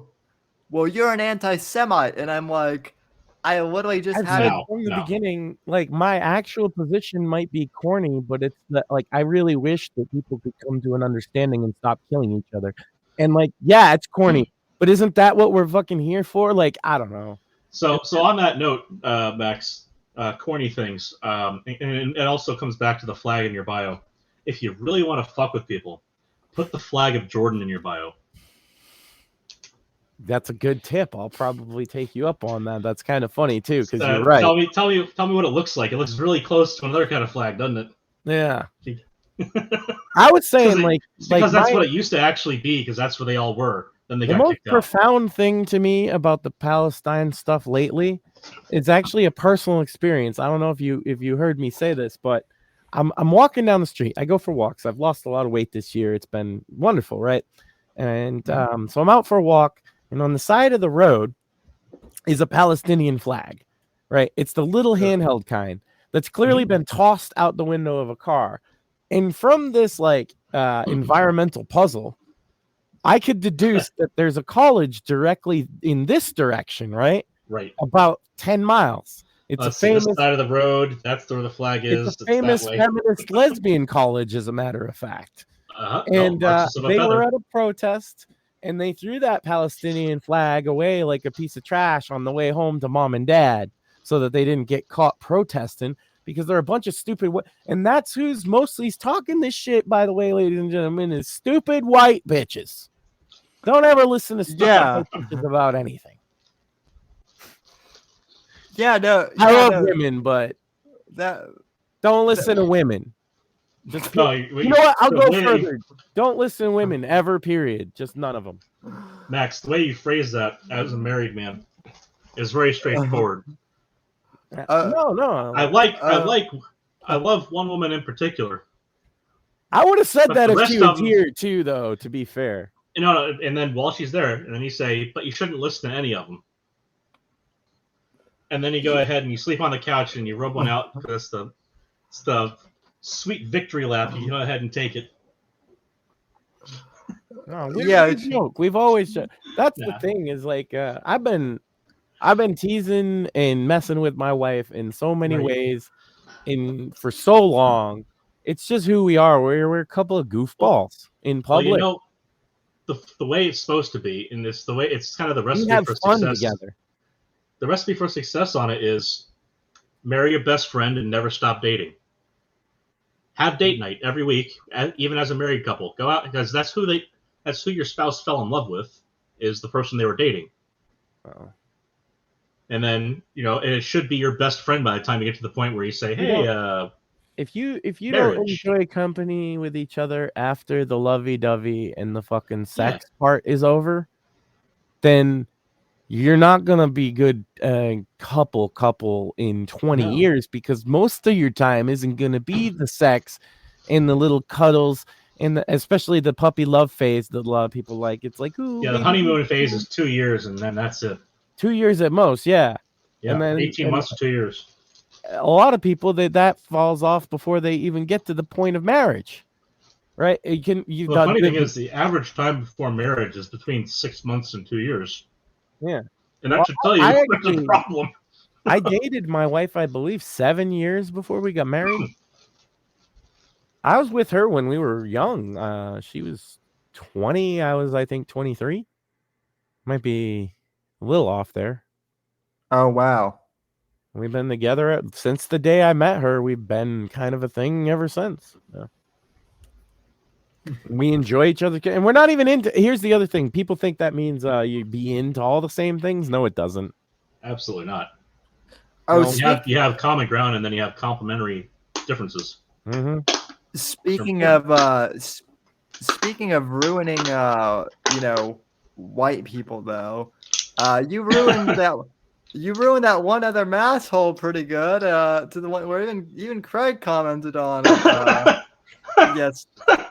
Yesterday. My favorite part. My favorite part was where you gotta get. You're from Massachusetts too, and it's like sort of thinking, all right, so the outside crowd's gonna come in and go, because you mentioned the accent. Thinking, all right, so the outside crowd's thinking, all right, so all of Massachusetts is Boston, which is not true at all. Boston is the edge. The edge of Boston is where Boston ends. We kind of the rest of Massachusetts is just Massachusetts. Like, we like Boston in the terms of like sports or like as a brand, right? Sure. But like none of us like to go to Boston. Cash. The way things are built, see, people from other areas of the country, they're used to like there's the big city and some suburbs around it, and everything will go to that one big city. But the suburbs are spread out around here, where a lot of the major infrastructure isn't as centralized as a lot of the other places, because there's no open fucking space. Well, and Max Wahlberg ruined. It's easy to be an hour. My point being, it's easy to be an hour away from Boston and culturally completely distinct from it. And that's me. Yeah. And most of Massachusetts speaks like me, which I've mentioned this on the air before. There's the Boston accent, and then there's just the generalized East Coast. We're not trying to act like a tough guy accent. And some people might refer to it as the remnants of what they called the Bostonian, which is much more Fraser Crane from yeah. Which is fair. I do have that, but that's from my like grandmother was from an early age. She was big on like pronouncing your words properly. I'd say it's kind of a proto Northern Midwestern. You don't have all the boots involved there, or the don't you knows. It's a generic America accent, because people from California talk the same as me now. And plus, but the other thing about that is I've studied broadcast since I was a teenager, so I've always been interested in language. I studied Latin. National radio will get your voice flattened out quick. Yeah, it did for me when I was in high school. Screamed at enough, to get my shit together. And then I got sick of getting screamed at, and I did a lot of internet shit because this is fun. And here we are talking about pussy smoke with the scientist, which is the pinnacle of radio entertainment. I'll let you know a fun little story, considering I just corrected it today, and nobody will be the wiser unless they listen to this, and probably however any other place they say it. So I have a ton of publications. But as part of your PhDs, which I'm still wrapping up, you have to I can't include as chapters in my thesis the papers where I'm not the first author. You have to be a lead author. So I have a bunch of publications where I'm, second, third, whatever. Third, yeah. Usually, I'm third on like one, and the rest of them are second. Whatever, doesn't matter though. Not lead, not mine. Yeah, it's either So lead or I've got, nothing, right? So I've got my first chapter squared away for publication. I published it. What was it, last year or whatever? But I missed the L in my name. I spelled my own fucking last name wrong because I was so anal retentive, worried about the rest of the fucking paper. So it's Craig Mansfeld. That's what it looked like. Yeah. Just got corrected yesterday. That sucks. I'll say this. My wife has a similar problem. I can't say what it is, but they spelled one letter in her name wrong, and it makes it very funny instead of her actual name. And by God, for 15 years, she's been trying to correct it. And I get mail for that name all the time. And every time I have to say it to her and laugh. So instead of vagina, it's vagina. Yeah, exactly. But the funny thing is, I that paper when I said normally for peer review you submit it, it gets sent out to the reviewers. No, they all look it over. They come with corrections. Virginia, God damn it! You send it out to reviewers. They all send their comments back to you, and then you send out your corrections, and then they either approve, deny, or come up with more corrections for you to do. So multiple rounds of kind of question and answer and corrections involved. Right. And so I was invited to submit my paper to a in memoriam special edition for the journal I published in. So it was a great honor because the Robert Byrd was like one of the guys in fluid dynamics. Yeah. And he died because of COVID. He died because of COVID. Oh, that sucks. I didn't know. In 2020. That. Yeah. So they did a special edition in physics of fluids for him. And so I went ahead and I published in that. And I was, you have to kind of go deep in your references, the things you cite, you need to read everything they cite, and then maybe another layer of that to make sure everything you're saying is right. And you're not making assumptions that they aren't making. You have to make sure all that stuff's consistent. Turns out I fucking nailed that, and I only had to go through one round of QA and corrections, and all of them accepted it. I think I got 5 out of 5. Nice. Which is, I didn't expect to happen on my first lead author paper. And then I fucking misspelled my own last name. That was the part where I the day after I see it published on the website, I see my fucking name. I see that's to wrong. Keep you humble. Exactly. That's of all the fucking things, I'm like, okay, it had to be the guy. Like, it couldn't have been me doing that dumbass shit. It had maybe it was the guy when I was doing the markup for the final typesetting. Maybe I fucked it up then, or whatever. I start tracking this thing backwards, and I find out it's all the way back from the very first fucking revision. The first thing I saved, first Word document I saved, had my own name misspelled. So we got a guy on everything. Shmuley, have you heard the Shmuley theory of God comedy? That it sounds like it's related. It's the idea that God favors, if there is a God, if you believe in a God, it would seem that God favors an outcome that's funniest to him. Yes, I think that's Dennis Leary had another way of saying that. God is an asshole with a magnifying glass looking at an anthill. Yeah, but it's not always asshole-ish. And especially, sometimes you miss the ant, you only get one of the legs. Yeah, but that's his theory is that directly proportional to how funny something is how likely it is. Well, remember when you were little and fucking we've had great success with this formula in predicting events that are completely insane and stupid. I'm pretty sure I said there would be gay anal sex in the Senate at some point. I'm pretty sure I've said that on a show somewhere. It might have been the Whitfield report. Now, here's where I think that is a very reasonable prediction, because it's been pointed out almost annually since Grindr came out and was a thing, that when the RNC convention is held in Tampa, the Grindr activity there triples. There you go. 300%, not 30. Yeah, it doesn't matter which party it's from, though, because you knew it was going to happen. It was easy to predict because it's funny. I'm not going to. Funnier part. Everybody moralizing about it has to just for 1 second acknowledge that it's a funny thing that has happened. The funniest part to me, though, is that it happened. A guy got fisted in the Senate in 2023. That's funny. Stop being so serious all the time and just acknowledge. The funnier part is that it wasn't a Republican, though, because the Republicans are the ones who get ragged on constantly about it. But you see, 2020 was different because decency was on the ballot. And that was the part that tickled the most, was decency is on the ballot right below his anus. He wasn't lying. Yeah. Joe wasn't lying when he said that. Decency was. Turns out we didn't vote for it as a country. Yeah. So I mean, Colorado, let me rephrase that. It turns out we were told we didn't vote for it as a country. And that's why I think the Colorado thing. As soon as I saw they had taken it to their state Supreme Court, I was like, "Yeah, they're gonna do that because it's funny." It is. Well, look, I say a lot of things that maybe are not good for us are funny.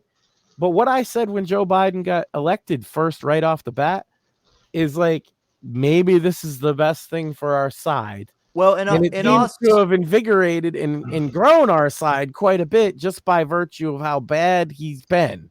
And also, as a guy who grew up in Colorado and who knows how left-wing Colorado actually is, or how left-wing Denver is, Denver's been trying to out left-wing California for a long time. So a lot of Californians moved there when weed legalized, right? Because it legalized in Colorado way before. Well, you mentioned 2004 and how purple Colorado was then. Yeah. That's actually part of the reason why California has been moving out there also, is California sucks. Colorado was the most laid-back state, but it was also purple, so Dear Leader needs us to move out there and take it over. They're doing the same in Texas right now. What's funny is now in the Whitfield report lore, people have said that I moved to Colorado once that I escaped to Florida once it became majorly blue, because the same year I moved here. The same year I moved here to Florida was the year they legalized weed. And I had said on my last show before I left, I'm like, well, they legalized weed, so this state is about ready to become. Like I've said before, though, the problem that they find in most of these states is once they legalize weed, they lose a segment of voters that they had eternally. They were the one-issue pot guys. Well, the other thing too is that the pot people don't realize is that legalized weed is uber expensive. So at least in Colorado. So I've been talking about this because it's actually not here, and looking at the taxes directly, I can tell you from experience, man. I got exactly what the tax is. I've talked to the guy that runs the fucking place, but I got some right here, so I can tell you that the tax is the sales tax of Massachusetts, which is 7%, right? And then there's another equivalent tax that's the pot tax that's 7%, right? And then there's a local tax that the city can implement whatever they want, and our area happens to be 3%. Colorado, I know for a fact, taxation started at 40% and it's gone up. It's 43%. Yeah. So you can't get it cheap because it's that. And then the problem they find is they don't get rid of the gray market at all. See, here there is no gray market because for $10 you can get a bag. Yeah, well, that's what I'm shop for and you order it online and you can go pick it up like fast food. Well, that's what I'm saying, Max, is legal weed in Colorado. I'm not exaggerating. I haven't been there in a long time, but the last time I went back to visit, a friend and I just went to a pot shop just, to look, and it was it was close to $60 for an eighth. This is a half ounce, and it was $40. Yeah, I got two things to tell you here on this. One, and this isn't just me plugging the show, but to do it, but I think it's specifically relevant to this. Steve was off visiting Colorado just recently. He just got back with his wife, and they went to like where they lived out there and saw how ridiculously different it is. And there's probably a solid like 20 or 30 minutes in our show Monday. So just a couple days ago, where he went on about that when we got him in there and we got started. So that part, I think, specifically, it would be worth listening to, especially given your history out there too. Yeah, it's what But you then could the second expect thing- if you went for a visit, right? The second thing I think is hilarious is that at least you're seeing it, because if you want to see how hilarious taxes are in this country, look up how much gasoline is taxed from the moment it is mixed at the post processing at the refinery to the point you put it in your car. It's I've half. pointed It's this out over about- half taxes. I've the pointed price this you out pay. about tobacco. Like, obviously, like smoking is not fucking good for you, right? But like the tobacco tax, people don't ever stop to think about how high it actually is, because a pack of cigarettes to produce and distribute, I believe it's still around the $1.50 mark per pack. But in a state like New York, it's a $20 pack. All of that is tax. All is that, and it actually only costs it costs the tobacco manufacturer. The difference is you don't make need the cigarettes and put them in the pack. I'm pretty sure it costs them like 50 cents or less. Now, I'm going to give them the money for the packaging and all of that and distribution. They got to make a profit, right? And that they do. Reason, because what they're getting out of it is the equivalent of selling it for $2, and the rest is going to mostly your state. The major reason we have that the master settlement agreement, which is a fucking scam. I'm not sure if you're familiar with the tobacco master settlement agreement. Yeah, but I was just going to say the major reason we have that product in the country still, besides the history of it, like if you got rid of it, there'd be a whole bunch of very angry people that couldn't yell loud enough. But the major reason we still have it is because tobacco is a fantastic pharmaceutical platform. Yes. For experimentation, and you can fuck with 1 million plants at a time and not put a dent at all in the industry. And at the end of your experiments, because it might just be like, what happens if we change the fertilizer by a little bit to change this enzyme's expression? By the end of the experiment, you mulch all this stuff up and you put it into cigarettes. Like, it becomes product anyway for the most part. Some of it can't be, but the vast majority of it, a lot of those weeks can be. The low end. So I'm saying $20 a pack. That would be like a Marlboro, right? I'm just saying it's subsidized by pharmaceuticals. You take Advil, you're probably partly paying for the tobacco industry. A lot of those low end brands like Liggets and things are literally like the floor sweepings of. So not only are they cast off experiments, right? Right. But then they sweep up what falls out of the machine off the factory floor, and then they take it to the generic plant and make whatever Liggets or Spirits or whatever the local, like, not name brand knockoff of Marlboro is. Yeah. That's what it is. So it's like it's cast-offs of cast-offs of cast-offs. You know, there's It's the Maker's Mark bottle that says Marky Mark on it. Like, there's no good smoking, but that's probably the worst kind. I'll say this: there may be no good smoking, but there's no good smoking. But I know, not from experience, but from the experience of others who've done it, there is satisfying smoking, and I can appreciate that's a thing. Well, hey, at least you're not making horse noises. There's also not being a retard. Holy shit, that was pretending funny. like it's a great idea, you know. So I take it you watched the gym stream then? Not just that, Craig, but I actually have a history. I have to give Merge. my wife credit. She Okay. came through. It's a little way too small for my head. It was the largest 6-foot infant size they had. See, yeah, this is the thing, right? I tell people, like everybody tries to make fun of me saying I'm balding. It's not that I'm balding. I have a giant Neanderthal forehead because I have a giant head. This is a normal guy Santa hat I just put on. And it's like O.J. Simpson with the glove. Like, I'm struggling. It doesn't fit. You must have quit. It's not her fault. I'm just not a normal guy. I'm going to try, though. Because see, I said if it's a war on Christmas they want, then Christmas should strike back. You know, I'd say you should wear the hat on your hand, but I think that would remind everyone of a recent event in the Senate. Well, yeah, it kind of Kermit the Frog, right? Kermit the Frog is never going to be the same. This is the clown show that we live in, and it's great. That's why I say, like, Shmuley said that, and it's been so profoundly good at predicting events by saying what would be the funniest outcome, and it works so often.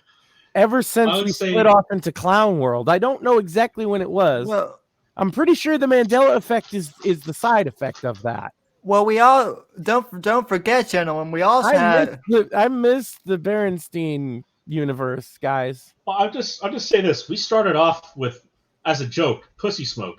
Yeah. And as a serious news item, we talked about fisting on the Senate floor. On the Senate floor. I mean, we went from a very technical description of a very vanilla act as a joke to a mundane description of in the 90s, quite more obscene act. This would have been like Opie and Anthony worthy shit in the 90s, right? This would have been top tier comedy, but because we've slipped off, I'm telling you, I miss that Berenstein universe so much sometimes. Right. The news story is way funnier than the hypothetical calculating pussy smoke. Well, also keep in mind, like there were actually that, by the way, we didn't know there was gonna. I said to invite our engineer friend because this will be a funny bit, and then a guy got fisted in the Senate. Can't predict the news cycle. Literally the day after, too. Well, not just that, but someone in DMs just reminded me too. I'm pretty sure, just to like save time, that the Senate fisting smoke calculations are pretty much identical. Yeah, probably. Yeah. Except maybe you got to account for the girth of the I was gonna say, but I don't want to difference in diameter. Well, we also had we also had trannies like flashing on the White House lawn back in June. Don't forget, in front of the White House. Let's see what kind of calculation we're gonna do there. How many of these motherfuckers went, like the Christian moralists, when they first saw that picture before they read the headline, were just like, "Ooh, titties." Don't lie. How many of them thought it was passing? Don't lie, motherfuckers. You saw titties and were like, "Ooh, titties." It's built in. I don't know. I saw the Adam's apple first. The first thing you look at is the fucking neck. See, I guess no. My eyes scanned downwards on the image. I didn't have the opportunity for my male physiology to jump ahead. Makes sense. Yeah. All right. The head came up from the bottom of my screen, and that's how I got to the apple and banana story before the berries. That fucking guy, man. What a legend. You got a whole bunch of conservative dudes for a second ogle him. I got to give him credit. Look, that's funny. Right? And if you can't see the humor in that, then you just have no fun. Well, is it disgusting? Well, it's actually something funny because as a Christian, they're supposed to admit that they have fault. Not with original sin, but on a weekly basis where they ask forgiveness. Yeah, so it should not be to their detriment to admit that they have a faulty wiring from evolution in their head, which they also probably don't believe in.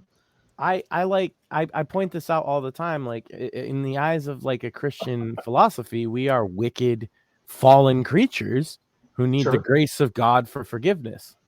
Right. That and of course, being brought up Catholic, I would say that, right? But you see, the funny thing is, Jews have a whole kind of pay it forward thing about sin. It's not that you're going to go to hell because there isn't hell in Judaism. Right. It's that you're preventing the Messiah from showing up, you fucker. Yeah, you haven't caused your soul to burn in agony. You have caused your child to live without the Messiah. How dare you, and what would your mother think? Yeah. And that's the thing is I don't know, like it's like a guilt culture that it's because Catholicism is the Christianity least removed from Judaism, and so we kept the guilt.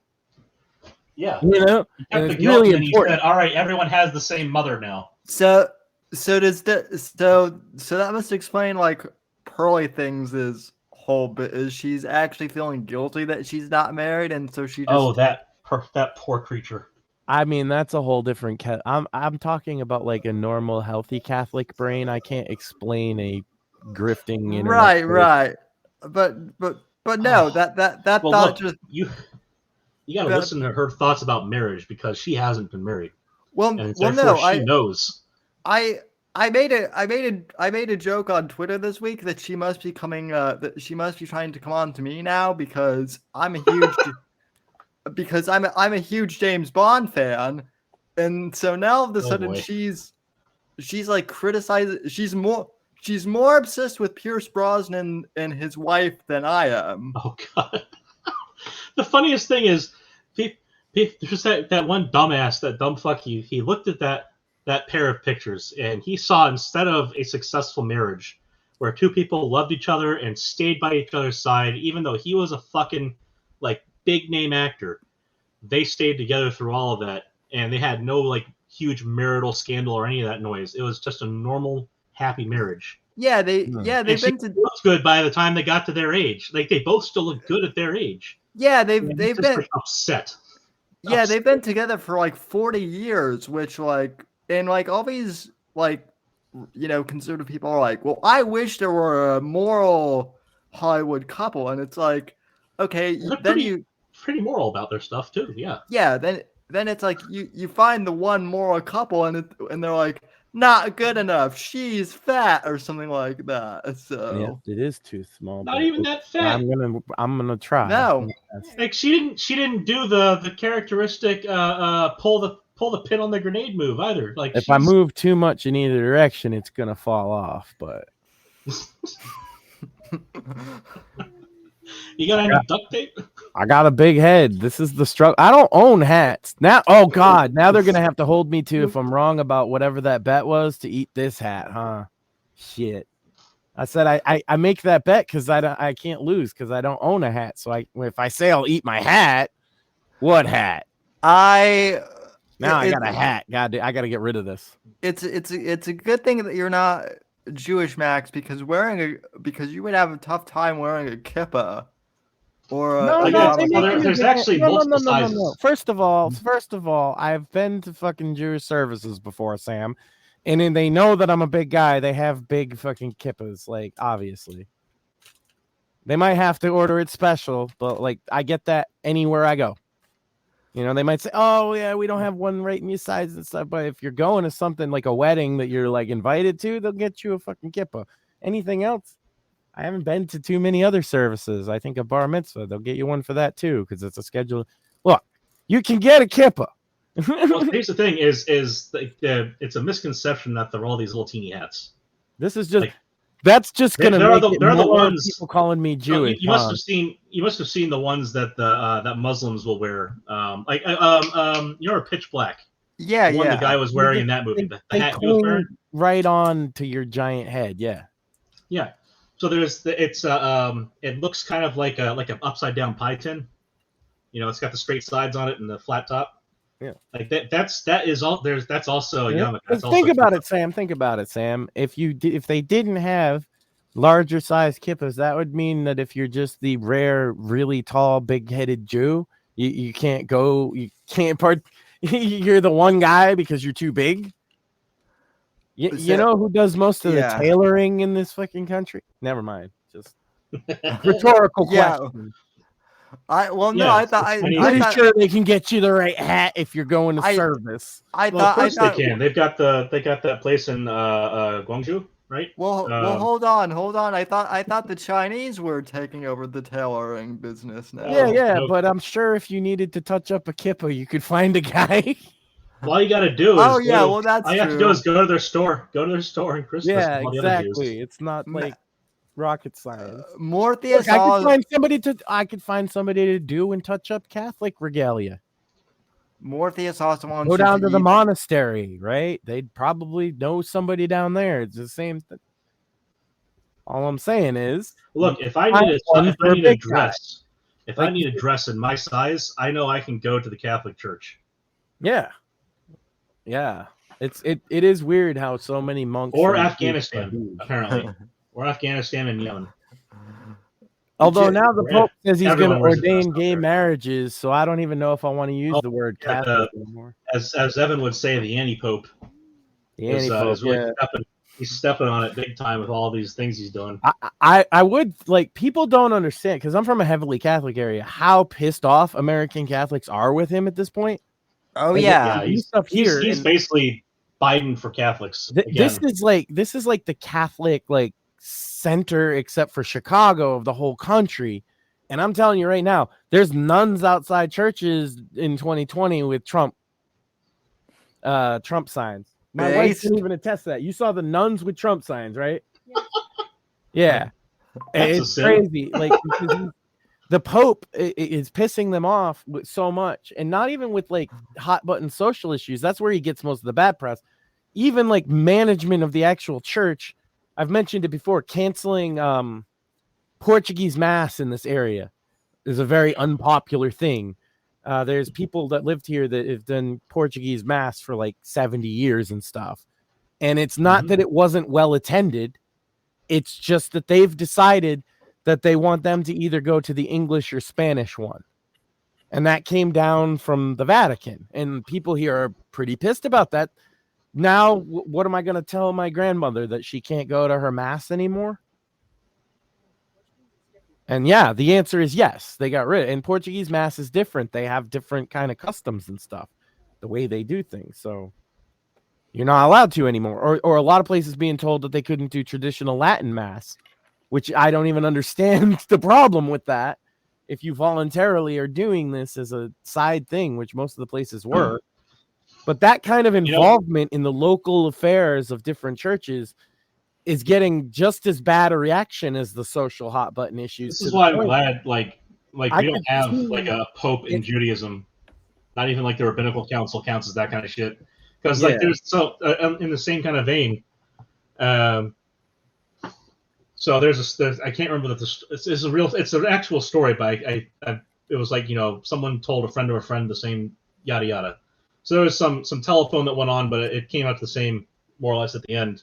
A kid was had some developmental issue, and was nonverbal. That went to a synagogue, and so this kid learned how to play was it a violin or whatever, and so they started playing the violin during services, and some people in the congregation got upset. And then the cantor and the rabbi, convened. Were like, they said to whoever was upset, look, prayer is soul speak, and this is how this person prays. And so basically stuff it. Find another synagogue if you're upset. That's cool. Yeah, so like when I was growing up, and I go to shul on weekends after services, et cetera. So Saturday, Sunday, Hebrew school. The lady who would do the services with the kids until we got old enough to not piss off all the parents, her name Dora. She had this drum, like this what the hell? It's a timber drum. It's like the big up top kind of curves down towards the smaller end on the other end. Yep. It's not like a tambourine. It's a timber or something or another. She had one of those. So she'd play that every so often while we do services as kids. To keep keep everyone involved and having fun while we're doing it. Oh man, like because you're hurting cats, right? I have a similar like background in that you mentioned religious services as a kid, 2 nights a week. Wow, what a shock. Right. Similar, and one would be like the CCD and everything. Right. But we'd go on retreats, and the priests and the monks, dude, would have the banger bands, and they'd be playing like traditional like rock music too, and a little bit of Christian rock, and they were good. It's just all the priests, man, because that's what they do at their time. And that's a pretty cool thing as a kid into music, obviously I'm not a good Catholic. I'm the worst Catholic ever, but that's the upbringing, right? I had too many problems with a lot of their rules, which it's good to see people standing up against the church, but I wish they would stand up in other cases too. You know what I mean? Mm-hmm. But you get raised in that culture, and yeah, you get impacted by it. It's a guilt thing, especially in those particular two strains of religion, that it seems like a lot of other people lack, because like I find a lot of Protestants, they have the guilt, but like their whole shtick is like you should internalize it somehow, or that you're absolved of it just by the fact of believing in Jesus, which they don't like. I find a lot of them don't understand the idea of confession properly at all. They think you're asking the priest for forgiveness rather than like humbling yourself. Look, man, if you could get me off on that whole gambling thing. I know I owe you the cash, but could you put in a word for me with God? Yeah. It's like, no. Or no, could you put in a word for me with the bishop? You're showing humility before the church and acknowledging that you're a wicked, filthy sinner, because that's literally the philosophy of the religion, is that you're a wicked. That's why you have to go to confession, to remind yourself that you're a wicked, filthy sinner. Taking a shit, that's a sin. You being here at all, breathing air, that's a fucking sin. That's Catholic cult. That's what they believe, bro. And you know what? It's because we read a lot of Old Testament, which is why there's, I think, a lot of crossover. Yeah, so it's actually funny, the other place where there's a big distinction, although it's funnier the way that you look through the shades of faithfulness to the tradition that you see in the different versions of Judaism too. Mm-hmm. Like you find that with a lot, it's a lot more prevalent. It might even just be a frequency bias because there's so many more Christians. Yeah. That there's a lot more prayer for things as if you're going to affect the ineffable plan or what have you. Whereas in Judaism, the principal purpose of the act of prayer, besides communing yourself with God in that sense, is to put yourself to humble yourself before Him. Humble yourself always, yeah. It's not to pray for things from Him. The whole two-way radio being a bad thing is known, since antiquity. Yeah. God talks to you, you have a problem. That's part of the reason why the whole God talks to the Pope thing doesn't fly with Jews. It doesn't end well. It also involves, well, in Judaism it's called doubters instead of agnostics or atheists. It's accepted in Judaism that there are doubters, and those would be the people who say, like, Moses talking to the burning bush, that's okay, he might have just been high, but after he inhaled the fumes and heard God's voice, I have questions. What kind of bush was it? That's why the soft Catholic version of that is purgatory, right? Right. Like, so like the idea is that you humble yourself before God by saying aloud to yourself and those around you that you humble yourself before Him. Yeah. God is above you, etc., etc. This is why you pray for these things, is because you are still do the prayer orienting your mind towards wanting those things too. I do the prayer praying for world peace at the monastery. The same prayer stare kind of deal that Martin Luther wrote about as one of his reasons for disliking the Catholic Church at all, because he said it was an empty tradition. And I would contend to anybody that believes that I don't even think you need to believe in God to feel like humble doing such an act, right? Kneeling and contemplating and just thinking about your place in the world as you ascend to some great sculpture, usually, or something inspiring sight at the top, and you're just supposed to think about your place in the universe. It's not praying for things, right? Yeah. Well, I think if you need to pray for people, the Catholic will light a candle for that, right? That's what we do, rather than, because what's the point? It's just a small act of acknowledgement, right? Which is all you're really doing when you're like, let us lead the church in prayer for Agnes.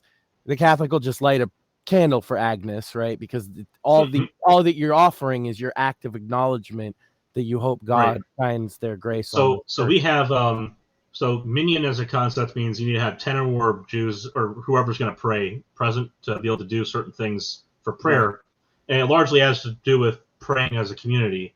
And one of the things it's more, I mean, you can do it without minyan, but it's important that you have minyan. So mitzvot are not good deeds, but obligations, what you ought to do. Right. So you ought not to kill people, right? That's it's not like you shouldn't get a cookie for not killing somebody. You should just not do it. Right. And like you should feed your Why? kids. Why? Because God specifically told us not to.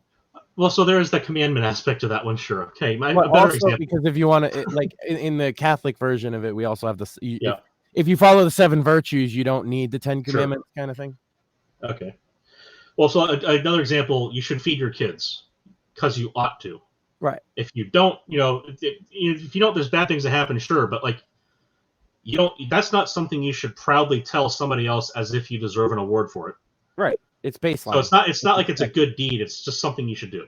Yeah. So that's what mitzvot are, is what you ought to do or what you ought not to do. It's your responsibility. I would say, like, responsibility is good. Often responsibility, especially as a man in a lot of cases.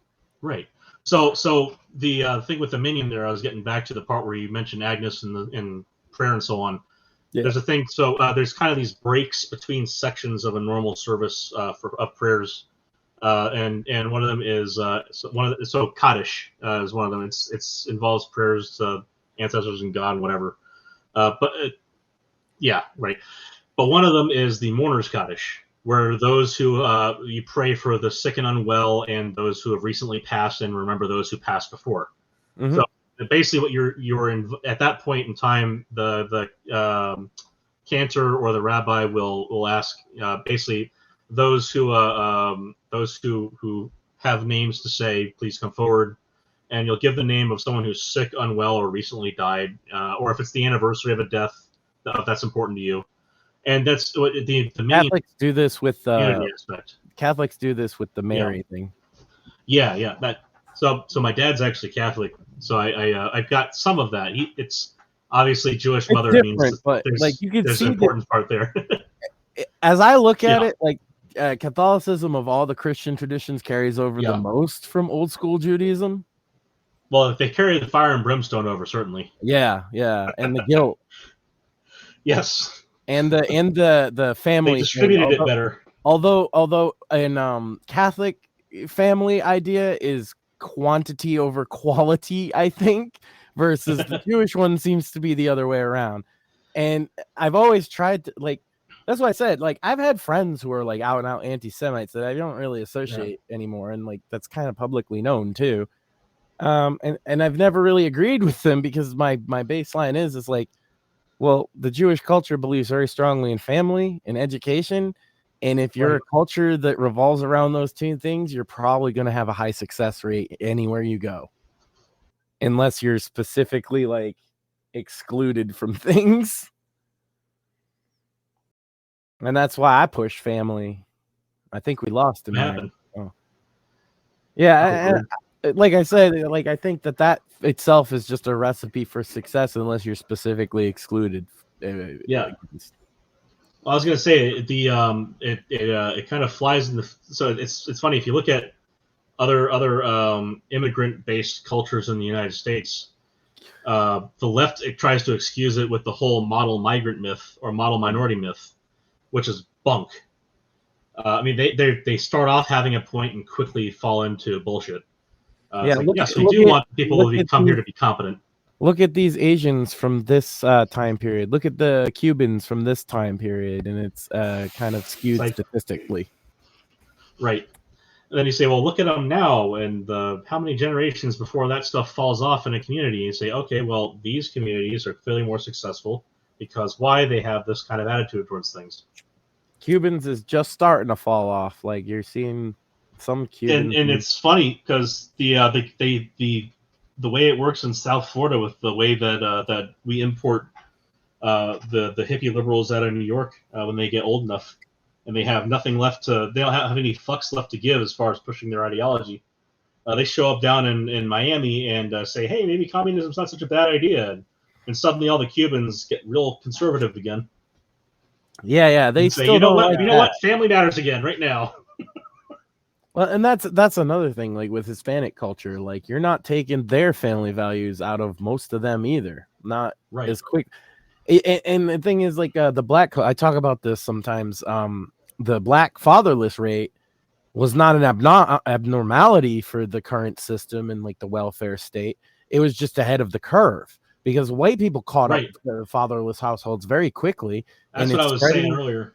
the reason it's not hit the Hispanic community is partly because they're insular culture by having virtue of their own language that they use even in this country.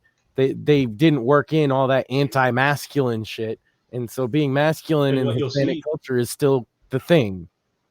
What you'll see is with Judaism as like a microcosm, so reform came first as a reformation of our culture out of having to hide it. And then the response to that culturally was the conservative Judaism movement to say, well, we fought all this time to remember and protect our traditions in the background. We should follow some of them again. Yeah.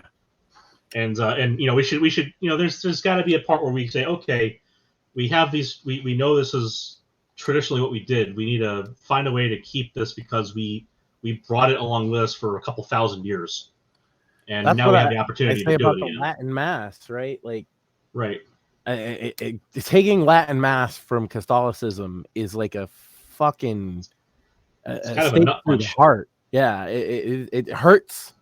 The very idea of it. I took Latin for 4 years because I did Latin Mass, and that's one of the few things about Catholicism I really liked. Well, at some point, you just want to know what the fuck you're saying, right?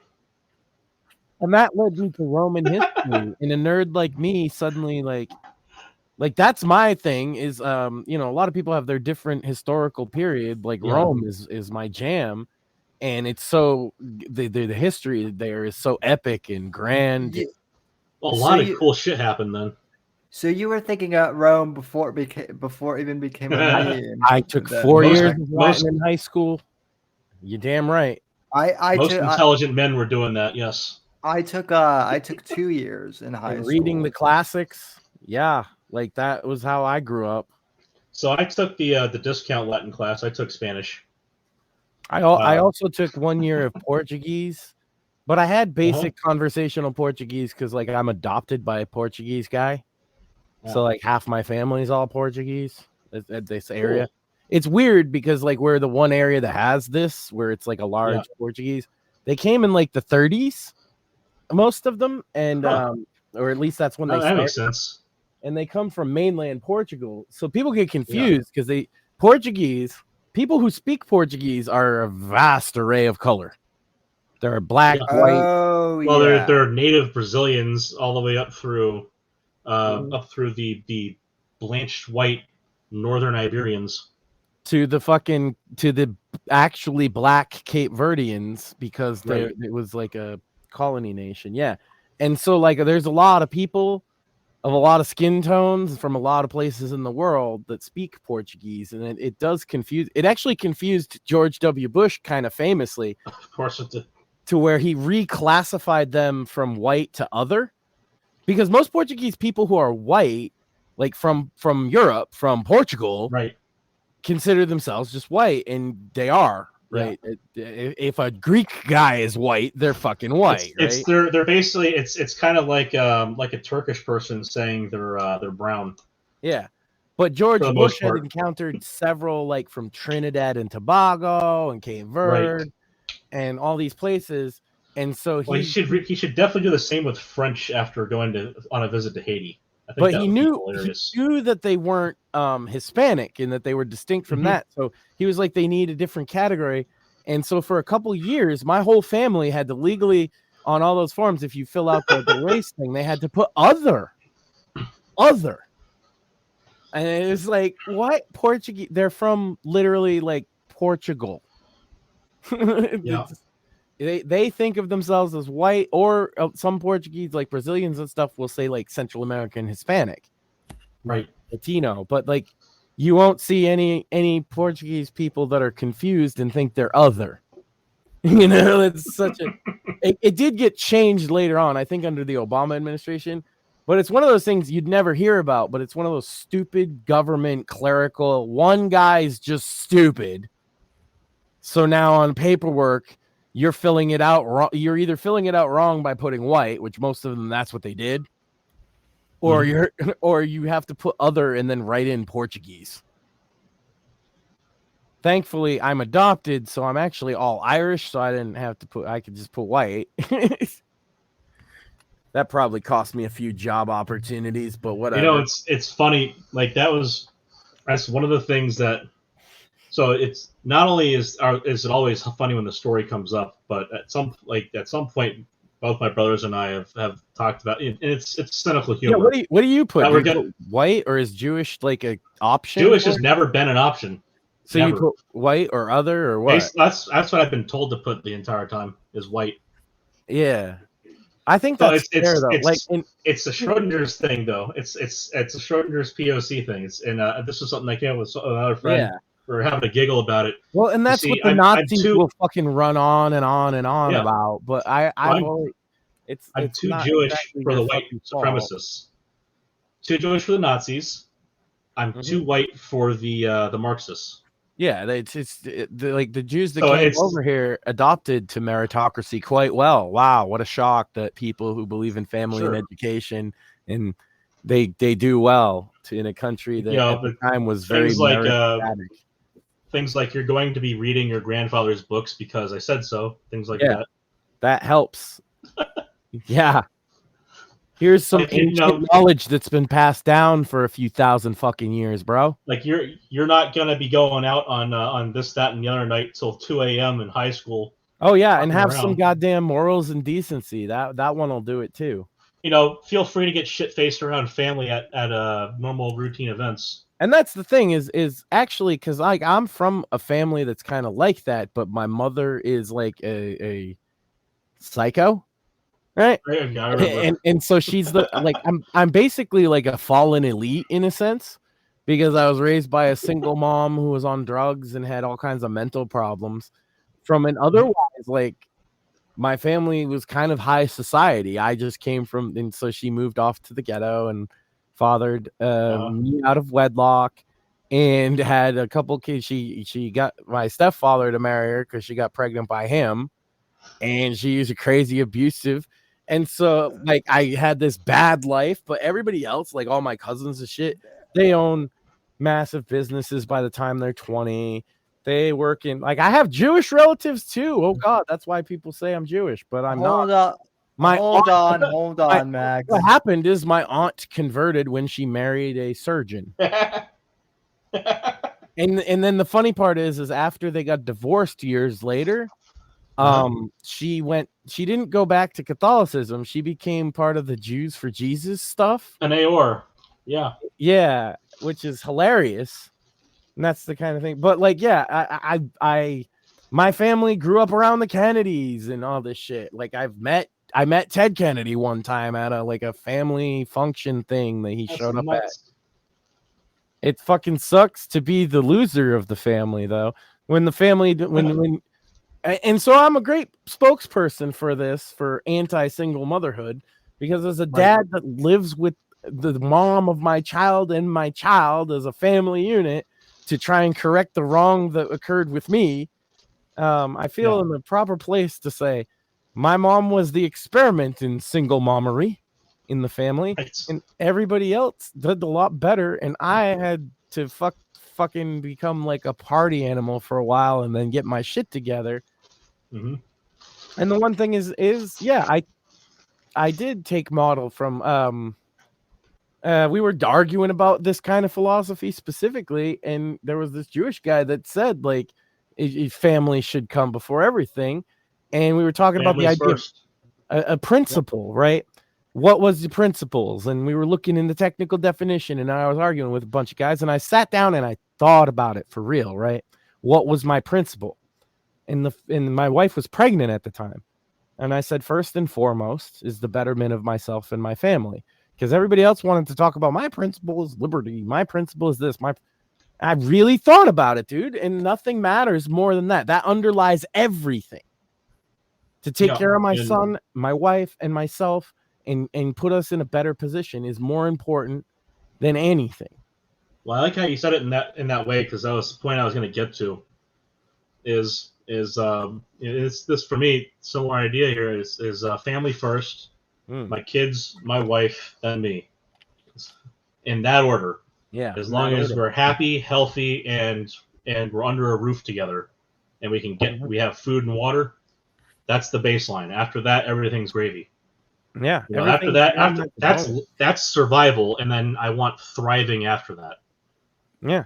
But I can be happy under pretty good. Like, yeah, this year's been tough. This Christmas is not last Christmas, right? It's not the Christmas before, and it's certainly not the Trump Christmases. But you know what? Yeah. The good thing is I'm not a materialistic guy, and my son's not materialistic, I think partly as a result. I mean, he likes toys, he likes things, but he's not like what did he ask for Christmas? The only thing was pink Godzilla. And I had to like, what the fuck do you mean pink Godzilla? So I go looking this up, and I'm looking at all these like on Amazon and stuff, action figures, because I figure he has a bunch of like 12-inch robots and dinosaurs, and he likes to fight them, right? So I'm thinking, all right, we can get a Godzilla of that size, but I never seen a pink one, and I don't know what he's talking about. But he was insistent on it, right? And actually, hold on. What it was for the new movie Godzilla. I guess I have to have the Santa hat on for this. He'll never see this, so it's not a spoiler. Years down the road, we're gonna come find him one day. If you guess what your dad did right before Christmas. I realized because I came across the trailer for the new. I know everybody saw the Godzilla like -1, and that was kind of a hot deal. But Godzilla versus Kong, right? Yeah. And it's he has the blue and purple energy on his back in the trailer. It's purplish pink, right? When he is about to have his atomic breath. That's what he meant. He meant the Godzilla from the King Kong thing, because there's also a baby Kong in the. I don't know if anybody's seen it. It's actually pretty good for like a modern film trailer. Looks like a fun little action. Kong and Godzilla fight, then they team up. I'm in. All right. And this is what my kid's getting. It's got them both in a little city you can build up to smash. That's fucking awesome. It was way more expensive than it should be, but it's exactly what he asked for. Well, I had no idea what he meant at first. It took me a while. Well, I know. Not all he's getting a bunch of shit, but. Well, I know what you're going to be doing on Christmas Eve, on Christmas Day, all day, Max. Oh, no, it's the same every year, man. We got our tradition. We're going to open up presents in the morning with the boy. And I'm going to make an early dinner like I do. Like while we're opening presents, I get the turkey going and the ham and everything. And we fucking have a middle of the day dinner. Half the time I fucking take a nap. And sometimes we get up and go down to the monastery because they have like a bajillion lights all set up through the whole place. It's beautiful. And you can go through the shrines of the Stations of the Cross and stuff. And the prayer stair, like I said. My boy always makes me go up there, but he doesn't get the humility or prayer thing yet. So he asks people what they're doing. But nobody. This is why they cordoned us kids off at the synagogue. I mean, they knew that we would do that shit. Yeah, it's crazy. We've met people from all over the world at this monastery too. It's kind of famous. Met people from Israel one year, right? Yeah. Yeah, it's just crazy. People coming out that they have to visit it or whatever. I guess if you're a religious buff about the area, you would. Specifically for the Christmas light display because it's huge. Mm-hmm. Yeah, it's a pilgrimage for people who can't make it to the Middle East. A Hajj to Massachusetts. Mm-hmm. No, and it's beautiful. It's a beautiful place. I grew up going. I mean, there's a couple monasteries around, but it's the big one. Yeah. I tell you, like for New York, probably not terribly dissimilar in the way that it has some personal meaning. I went to a monastery in upstate New York one time. Well, my mother's from Brooklyn. My mother was born and raised in Brooklyn. So when I went on, 12th grade, my high school, we had a New York trip. Oh, so God. just being able to walk across New York, guys are gonna fucking lynch us now.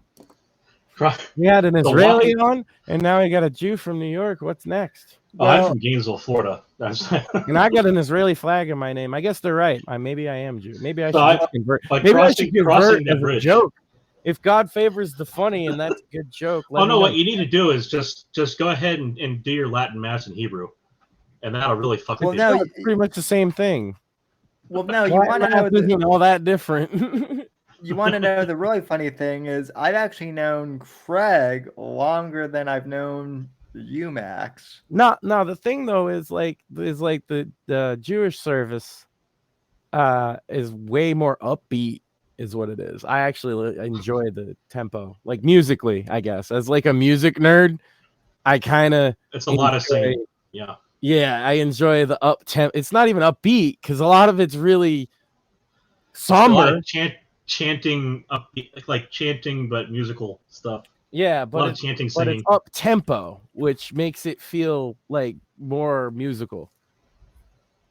But Catholic Mass, when it's done right and in Latin and by like a really good old fire and brimstone preacher, is theatrical as fuck. It's metal as fuck too. You see, that actually piques my interest. So, like, my girlfriend's Colombian, and so she's Christian. So, which means at some point I'm going to be going. It means at some point I'm going to be going to church. If she's Colombian, she's probably Catholic, right? Like, I South think American is mostly Catholic. Some Baptist, but not Colombian, I don't think. But which means that basically at some point I'm going to be going to church in the future on a routine basis, I suspect. I mean, she obviously she respects, I have my faith in kind, and she understands that they're related in the way that they are.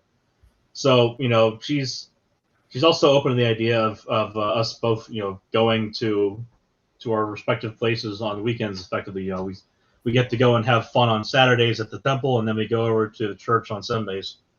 That'll probably be the way things end up going, confusing the kids forever. Nothing even wrong with that. I think what in the end my real problem with like growing up in an organized religion ended up being is like that exact thing is that they forced it on me. It was like that you have to get confirmed. That was my big, and that's like the equivalent of a bar mitzvah, right? Like it's I got there's that, and then or you'll never get married. You'll never get married in the Catholic Church, they say. Right. And you'll never be able to take communion and blah, blah, blah, blah, blah, blah, blah. There's so much pressure. And I honestly was a teenager, edgy in the 90s, having a crisis about whether I believed in God or not at all. And I told the nuns that honestly, and they said it don't matter. Don't matter if you believe in God so or not. that right there is the literal distinction between religion and faith. And laid out there. That led me to the fucking read the Satanic Bible, actually. I was like, well, what does the other side have to say for itself? It's a little more libertarian. Is really cool to read if you ever spend the time to do so. Because the interesting thing is the Torah was kept basically identical for thousands of years, and the Bible, the Christian Bible, went through many different edits as it went through things. So to go back and see what they took out and left in and what they changed. Yeah, it's interesting to see how it mirrored a lot of the cultural things going on at the time. Kind of like with the anti-pope today. In talking online with people who don't have like a Catholic education and they have like a Christian education, one thing I found is and even I think this came up with Sam at one point. They don't understand that we have a lot of the books that y'all have, right? That cut out of Protestant shit, right? Like Maccabees and like Jubilees and all this stuff. Like a lot of the Torah and other works are still more intact in our Old Testament than the version that the Protestants. And they don't realize that they're reading redacted 7 books of the Bible because Martin Luther just didn't like them. He thought they were too supernatural. And I'm like, well, look, man, the Old Testament's full of that shit. That's part of the faith. A lot of it is written as poetry for a fucking reason. Yeah, of course. Although what I think is endlessly hilarious is when a fundamentalist tries to defend it, like Ken Ham, who when talking to Bill Nye and I think caused an aneurysm, said, he's like, Nye says, do you take it literally or figuratively? And he says, I take it naturally. Yeah. It's like the fuck. You can see him screaming, "What the fuck does that mean?" in his eyes. And honestly, until like I've never found a theory that was more fitting than, and I have to give it to a guy that's fucking been my protege more than anything, but he gave me put one over on me with the fucking comedy theory of I think it's like Shmuley's unified relative comedy theory of God is what we call That's it. good. That's good. And it's the more relative the thing is to be funny, the more likely it is to happen. But funny is from the perspective of God, and you might not know why it's funny. Well, that's the ineffable plan. Is the comic script? Yeah, you cannot understand the mind of God, therefore you may never find this funny, right? But to God, well, certainly hilarious. If you're Job, it's never going to be funny. Right. You can't. I mean, look, you had kids, but here's two more. Yeah. Like Cain might not find things so funny. I mean, you never know. He's had a long ass time to wander around and think about it. He probably thinks it's funnier than anybody, actually. Now that I'm thinking about it. So someone on Twitter brought up this good point about the whole Twitch thing with the wasn't it St. Augustine who said comedy was the spark of Cain though? Maybe I'm wrong. I don't know. Maybe. Well, it's funny. So in Islam, listening to music is a sin. Yes. That right there makes me sus of anybody. Wait. Well, it's why everything they listen to sounds like really annoying shit. It's because it's not music. It's just some guy yelling about not listening to music. Yeah. Wait, really? Some of those jihad jams are actually kind of catchy, but like the Sawaris. No, so it's one of those fundamentalist things. Like you don't see Jews burning rams at the altar right now, largely because we don't have the third temple. But that's probably not going to happen at the third temple. So in the same way, a lot of Muslims, in the same way that there's no perfect Christian, there's no perfect Muslim. You're gonna find the ones that drink. You're gonna find that most of them listen to music. I mean, if things go the way they're going, like there's gonna be a third temple because there ain't gonna be a Dome of the Rock at some point. Jesus Christ. And you can see all the evangelists in the United States are just salivating at the idea, and it's like I get it. I just sincerely hope that from a Catholic point of view, you don't wish for that ever. Like, and you don't. May you not see the end of days, my friend. Well, it's the thing that I think is going to be the that goes for that's like an old Catholic blessing, Right. May you not see the end of days, audience. I know a lot of you doomers out there think it's like a cool idea, but from the bottom of my heart, may you not to see the end of days, because I don't think you actually want that. So the moral equivocation over the next end of days cult meeting, should the third temple arise, you're probably going to end up seeing a lot of preachers and pastors saying, look, they never said how long after the temple was made before Jesus comes back and saves everybody. He's really good. He's a great speaker. You should listen to him. Like, to bring some silver. Keep the wooden beams away, especially if you got a pair or it's too long. Here, just take this microchip. It's fine. Don't worry about the serial number. We will. That's the other thing too. Is when Kurt Doodle was on, I asked him about Bill Gates, and contrary to what everyone thinks, like Kurt Doodle actually says that Bill Gates isn't an evil mastermind, and that to me is hilarious because, like, I know at least a quarter of the audience is still sold that Bill Gates is like some evil, like, James Bond level mastermind. And look, I'm not. Here's the funny thing: he's incompetent. Yeah, it's not. That's the best part. All his schemes, I agree with, right? But every time it's always like if you actually chase down evidence and white papers that I have because I'm a fucking nerd. I have a tendency to do when somebody links me to some like Alex Jonesy shit. And I'm like, Right. I want to see what the heart of this is. And oftentimes you end up in a white paper that says, well, yeah, but in the abstract, you know? Yeah, well, it's Or it says something completely different than what they're saying in the article. That's a good one too. it's like even if you don't agree with what Bill Gates is doing, like Study he's says not- Bill Gates is evil, and the study says something completely different than that. right, it's well, even if you don't agree with what Bill Gates is doing, it's like he's not coming at it from like a malevolent or evil place. What I like in that example is that it's a study that describes a moral opinion. Yeah, exactly. That kind of shit. You find it. And of course, it's like the like disinfo and like fake news is real. I ran into something similar where someone said that young engineer does a study on the cost of judges to do the YouTube thing. I said I wrote that down in the back of the envelope and translated it to Internetese for my blog. That's a blog post. It's not a study.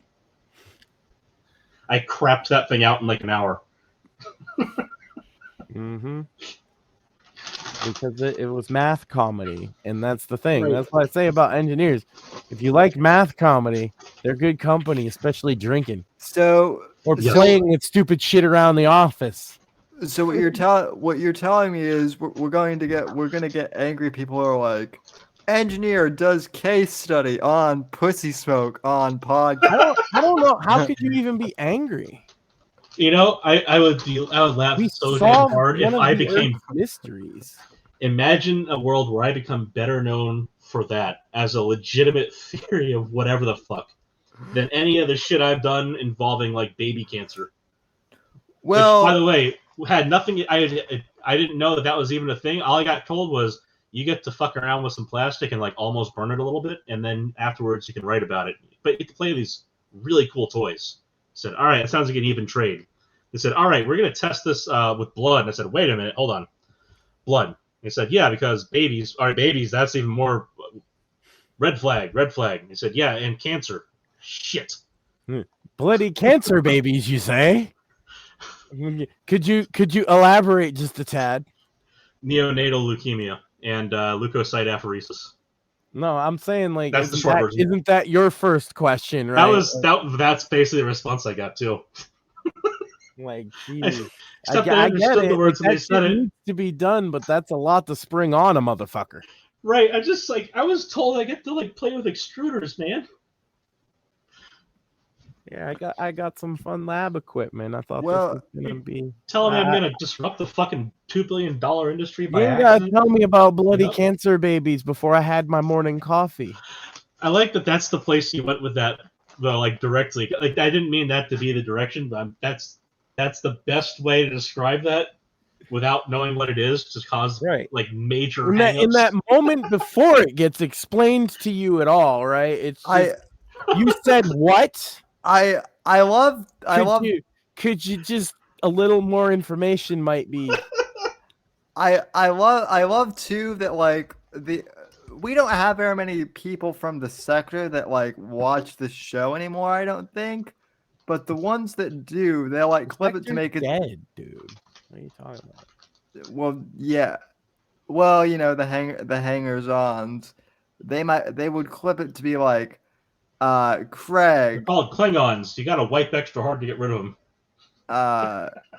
Craig like drinks adrenochrome. Hold on, experimenting with. That's the thing is like Craig's had all fucking kinds of shit. Craig gets shit said about him. If you don't follow at CraigBob99 on Twitter, you're missing out, is all I'm saying. This motherfucker gets the most retarded people I've ever seen arguing with him to try and feel smart. And I think it's mostly because he has like PhD in his Twitter name and they just can't help themselves by trying to feel smart, arguing with him because he purposely baits them in so masterfully. And it's a cause of a lot of entertainment when I'm like on the toilet. I'll tell you that. You just scroll Twitter and you see fucking Craig just he doesn't even argue back half the time. He just puts up what the retweets what the fucking retard says.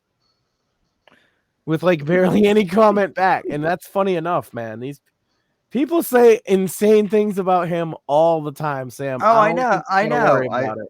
I've seen. Hold on a second. I heard adrenochrome. This sounds hilarious. Oh wait, you said adrenochrome? What? Please elaborate. Well, no, I was just saying that. Well, like, okay, yeah, you're a science guy. Do you recommend adrenochrome? No. No, damn. So I was hoping it was a miracle cure that they were hiding from me. I guess not. So If anything that they say is true in the rumors, I also don't recommend it because then you'll become a Machiavellian asshole. So then, Craig, this does beg the question: if not adrenochrome, then what are the elites, consuming to stay, immortal or? Oh, obviously, it's the souls of the fucking pureborn. Duh. Well, you see, they go to find these Appalachian guys. They're like, they find the Appalachian. It's all the Jews. This is what they're getting wrong. It's the Jews. No, it's the elites. They all just get together and eat. It doesn't matter what religion they are. Well, arguably, they've flagrantly violated all the different religions they could ask for. Yeah, they're not even following Satanism right. I saw, the old meme of like, Jesus, why do you keep giving me your hardest battles? I found one of those the other day, but the dude looks like he's the retarded Whitfield, and he's over here and he says, "Stop giving me your toughest battles." And then Jesus says, "The enemies I gave you are fat, retarded, infertile demon worshippers that make no attempt to hide their true nature or deceive you, and all you have to do is oppose them. Like, not even physically attack them, just ridicule them, and they'll be humiliated. I do not know how to give you easier battles," says Jesus. Well, here's a good one for everyone out there. You can now say that if you listen to the show, you have this Jew's approval to call George Soros a demonic clusterfuck of a Nazi. Yeah, because he's a literal fuck. He's as much of a Nazi as the dumb fuck they brought in to the Canadian Parliament. No, he actually is. Like, he's unapologetic Nazi. Nazi, what the hell is it? Moderator. He says, I did what I had to do. That was his defense. It wasn't even that. It wasn't even that. He was asked, do you have any remorse or regret whatsoever for what you did? He said no. No, he does. He says no. He says no. He says no with the biggest shit-eating grin on his face. Yeah. And this is a live TV broadcast from the fucking 90s or whatever, right? Whatever the fuck year it was. Yeah, he's looked ancient as fuck his whole life. And you know what? That's a fair assumption that the guy like that is bad anyway. But here's the thing. I read pointed out his neighbors. I read Soros's shit. Me and Shmuley make a point of this. Like, you have to know what the other side is talking about. Yeah. Yeah, no, I've subbed to his newsletter for years because I want to see what this guy has said. Well, the other one you can look at is the dumbest Rothschild kid that's on Twitter, arguing with every Democrat point you know and love. You can find it coming out of his mouth. Although this year, more and more, I've been, the topics of the show have been drifting away from the day-to-day politic grind. Yeah. And talking about positivity. Like, that's been kind of our goal since I came on here. And I looked back. I've been looking back, trying to compile some like highlights of the first year, right? And I've been finding all kinds of older content just worth giving like a 2-minute clip up on my. Even if nobody watches them, they crack me up half the time. Like Dave threatening to kick my ass from 2 years ago was great. Or just like my dad advice from Johnny Fox, which, by the way, there's like 40 more minutes of dad advice to Johnny Fox, and I boiled it down to 3 that I think is the best advice he'd ever get in his whole life. And it's also my ass down and settle down, sir. It's my defense of bullying as well, because like, come on. What's funny is, Max, as I was beginning to say, is I've actually known Craig longer than I've known you, because he and I first met in Johnny's server when Johnny was still LARPing as Falco. I just came in because Johnny was melting down and I thought it would be funny, and then encountered my brother, and then Johnny melted down further and it became this whole rabbit hole. And I did Cringing Over Coffee over him for like a year, and I only really did like 3 or 4 episodes and then the documentary, but he kept melting down and he'd build a new channel and a new Twitter and like a whole new idea. He's obsessed with the I like idea. how you glossed over that though. I only did a documentary on him. Well, I did the documentary because everybody said I was wrong, including him. And so I get it. It's just, but like, I did it's though. funny to me. Did I not interview you for the documentary to get as many people on record saying like, and everybody said the same thing in the documentary. That's the funny part. That he's done some stupid shit, but he's not a bad guy. And if he just got his shit together and realized like he shouldn't get so angry, he'd be fine. And his response to that was to get really fucking angry at them. And that was long before the documentary. They were telling him, Johnny, just calm down. The part where he listened to the new guy and just kicked everyone out and like, I really wish he hadn't done that. And then he came around and he I talking to him like, you're a friend of mine. I don't want to see you do this. He said you're never my friend. And I was like, oh well. That's the point where I step out, man. I met so many cool people and have had the chance to have conversations with people through that. So it's so weird. I kind of replaced Johnny Fox in his circle, and it just kind of carried on. And I became one of the crew. I'm not even kidding. All right. Where the fuck's your Minecraft server, man? Yeah, wow. What's funny was I can get you on my World of Warcraft Season of Discovery server. What's funny, Craig, is I had Johnny on my podcast because he was promoting like his books when I still thought he was like a legit guy. So he came on my show to like promote his books, and like I asked him a question about the book, and about halfway through he goes on this tangent about this cyberbully.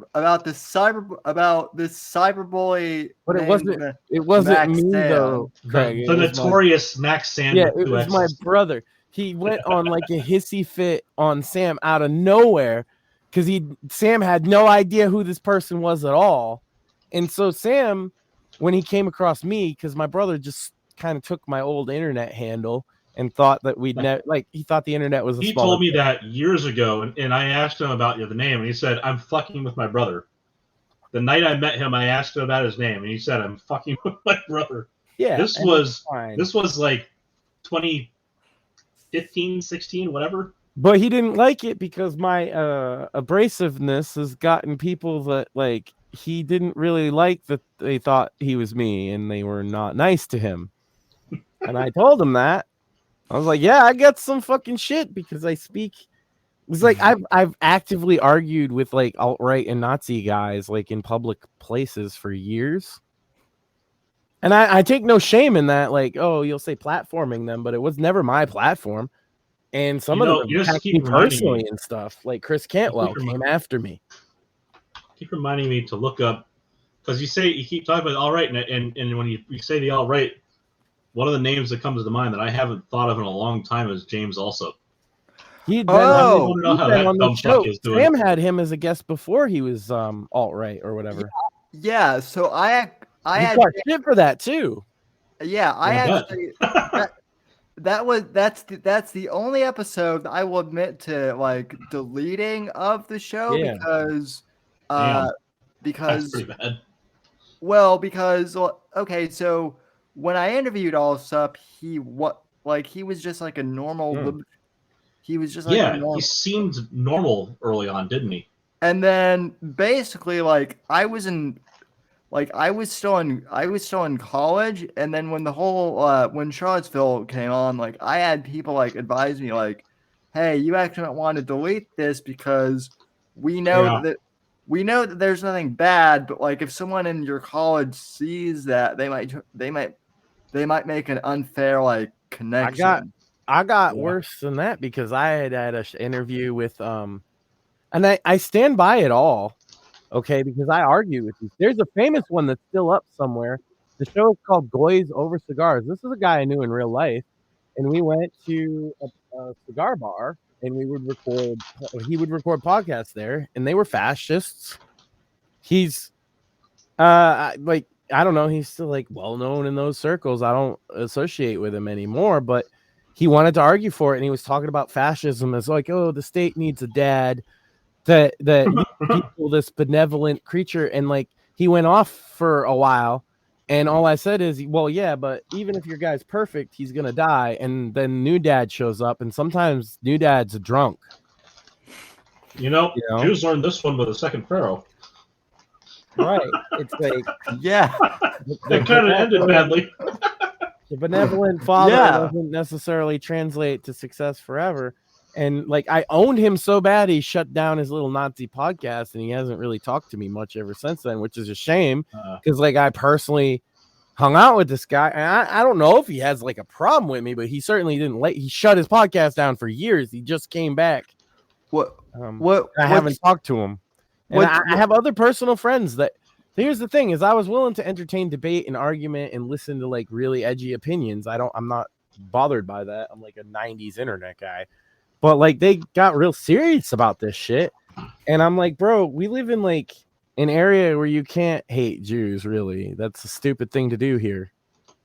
Because like the Jews are going to be the guy that fixes you up when you go to hospital, bro. Or like... Actually, I got paid by. And that's the other thing about Jews that people don't get, is like, for every fucking like billionaire that people want to talk about, there's a lot of like middle and working class Jews too. And if you act like they're all in on some evil conspiracy, you must be retarded. I just go ahead and lean into that shit, because you might as well. You go full agree and amplify. You see, on Tuesdays is when we hold the Zog rallies. Where we decide whether or not you're going to be alive next week.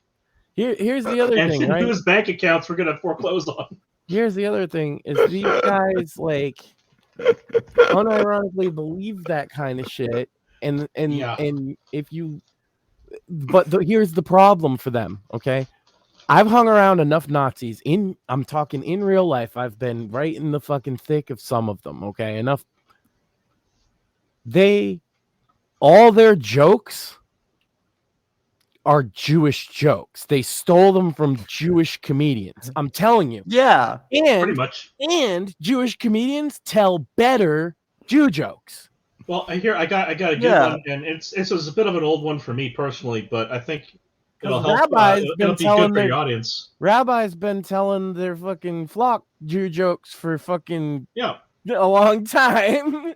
Well, you see, here's my update on the whole copper wire thing. So everybody knows how copper wire was invented. It was two Jews found a penny at the same time. What they don't know is that copper foil got invented by a third Jew getting clotheslined by it. Yeah. See, theirs aren't even that creative. And actually, there's a famous Shmuley moment where I had lost him, and that's why I reconsidered hanging out with certain people or even talking to them. He went on the show, and I was on with him, and the guy said, like, a Jew had written an article, and this guy was at this point starting to be serious about that. He transitioned from 4chan memes to like talking about it off air, and it's not just jokes. And he made a video game full of like Hitler stuff. He's really cringe. And that's really fucking funny though. It is video, it's as funny to me as the Hamas video game on Steam. Yeah, but it's not. Somebody took the time. It's not good like that. One, it's not good at all. I got to play it as he was building it, and I was like, yeah, because it was like he was trying to. If you want to be that cringe, you got to commit. He committed. No, he committed, but I want to see quality in the video game.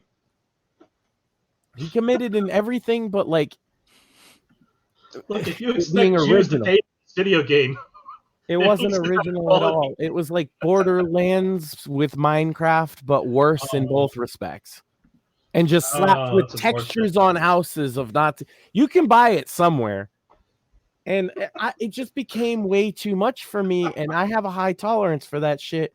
I'm not a white supremacist in any way, shape, or form, and I've always argued against a lot of their stuff. But also I'm a firm believer in like listening to people to try and get at the root of like what's wrong. you know, and like them included, like how did they get there is kind of important. So, Well, but like this is one of the reasons I can't recommend continue Mein to Kampf. associate with people. So this is the Shmuley thing. This was his moment when he quit, and he's not ashamed of this. Was the guy was doing a joke about how the article that this Jew wrote, he didn't like what was in it, and then there was a typo in it, and he was like, "Yeah, bad writing, typical Jew." And Shmuley just fucking snapped, and he was like, "That's not even consistent with your own fucking stupid line of logic of why they're bad, stupid." And he left because he was right. If your narrative is that Jews are so masterful at manipulation that they run all media, but also they're really bad at writing, it doesn't make any sense. And he was if right. The article was handwritten, I could understand because maybe a doctor did it. Right. But no, it was a public, it was like in salon or something. I am sorry to interrupt. Salon. I am sorry to interrupt, gentlemen, but it's just he can't even remember his best. He can't even remember his own stereotype, right? That's unfortunate. And Shmuley was just like, "I've had enough. That's the stupidest thing I think I've ever heard." Let me tell you something. Like being a Nazi is like gay. Just to let you know, like that's the gayest thing you could be. Actually, it's less gay to be trans. With the themes of our podcast so far, when that picture came up, what popped into my head immediately was Jim Carrey in the fucking mask screaming "smoking." Yeah, there you go. The originator of the pussy smoke. She had one job and she blew it, and then he smoked the remains. That's what the meme said. My wife has an aghast look on her face at me right now. That's what the meme says. I had one job and I blew it. See?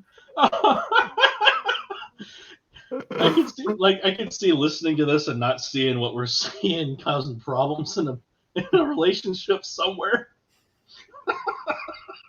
I get dirty looks all the time. It's fine. I don't mean like any of us. I mean like someone I'm pretty sure that I'll know the point that I've crossed the line, but like by then it'll be too late. Well, what I mean is it's in the same vein as this little old Carlin bit. Somewhere out there in the world exists the worst doctor, and tomorrow somebody has an appointment with him. Yeah. Somewhere, someone somewhere right now is fucking. They're trying to get that pussy smoke going. Do they have the thrust per minute to achieve that high level of viscosity? Only them and God will know, my friend. Well, this is another bit. If God forbid this should ever happen to come on in the background with some ambitious young gentleman who's going for the gold, and he hears exactly what kind of performance he is required of, and he finds out that he is not up to snuff that night, and he knows it, how that is going to cause him to falter. He's just going to look down in her eyes and say, "I'm sorry, darling. I just don't have 60 minutes in me at this speed." That's why we gotta move bedrooms. The other one's got more insulation in it. We can try there. I mean, but 60 minutes, never mind. I'm fishing for dirty looks, I guess. I'll just shut up now. Sam, what else you got? Oh shit! This has just been I mean, in other news, we educational episode. In other we went through the entire formula on how to achieve pussy smoke with a published scientist, right?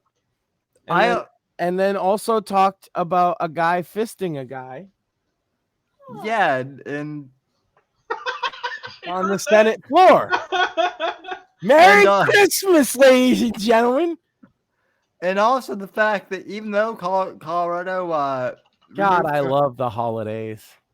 In it also the fact that even though Colorado removed Trump from the ballot, it doesn't really matter at all in the grand. No, Colorado's probably fisting in their fucking Supreme Court. Well, I mean, the governor is gay. Merry so... Christmas, ladies and gentlemen. Oh, come on.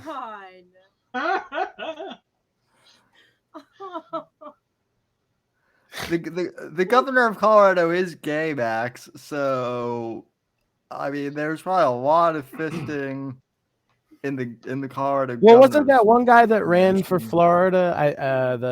Was it the black guy there? Yeah, didn't he get caught like with crack fucking some prostitute dude?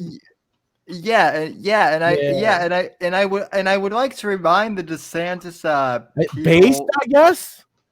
Well, I would like to take this moment to remind all the DeSantis doomers out there that that was his competition. He bested so heartily was the crack smoking gay prostitution guy.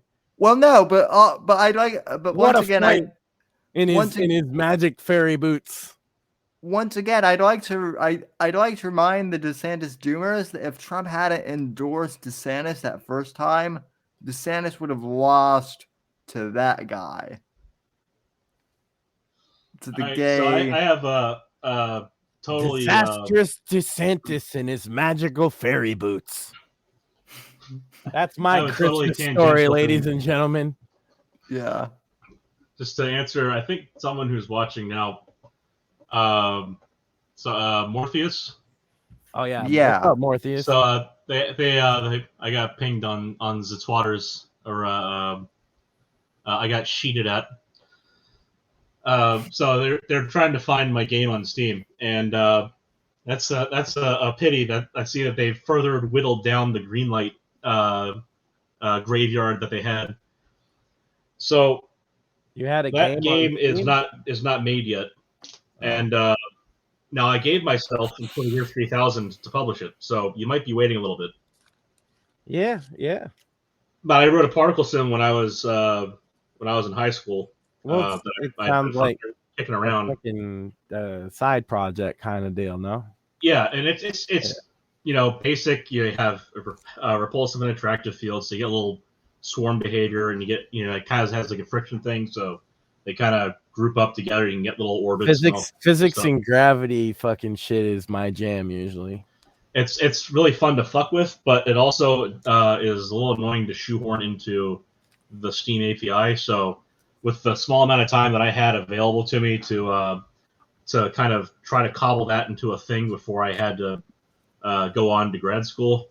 I got into grad school already, but I was changing projects. I haven't had time to go back. It's like I wrote it in VB.NET at the time because I was scripting it out. They have a C++ API. They have, in theory, a .NET wrapper for it, but I still had to write it in C# because of whatever process they use, so I had to rewrite the code anyway. So fuck that right now is basically what I said at the time. I wrote the description with your brother helping me out, actually. So the fact that it required in the system requirements a Beowulf cluster was his doing. Well, I've fucked around with some fucking like Unity stuff and learned a little bit of C#, but I never took it serious. I just enjoy the medium of games.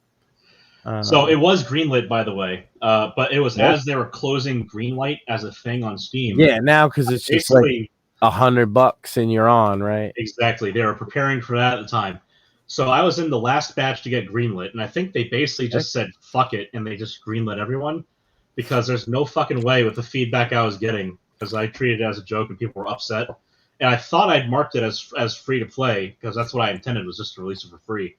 And there's like, you expect people to pay for this? I was like, wait, what? Oh fuck, sorry. So that's the idea, is free to play. But yeah, it got greenlit.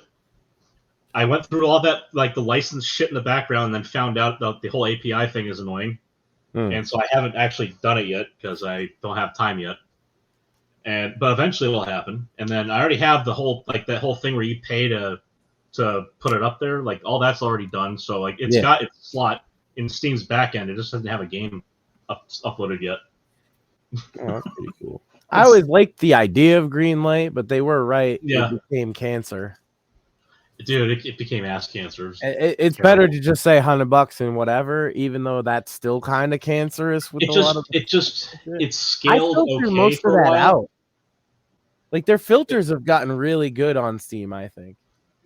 So it's part of it is a scaling issue, and that the for a while it was the right scale because users could go through and there was enough users and a reasonable amount of games for them to parse. Do I like this? Do I not like this? And less tools like Unity and Unreal available as easily to as many people. Right. That's kind of And Unity, then, especially Unity, like changed the game.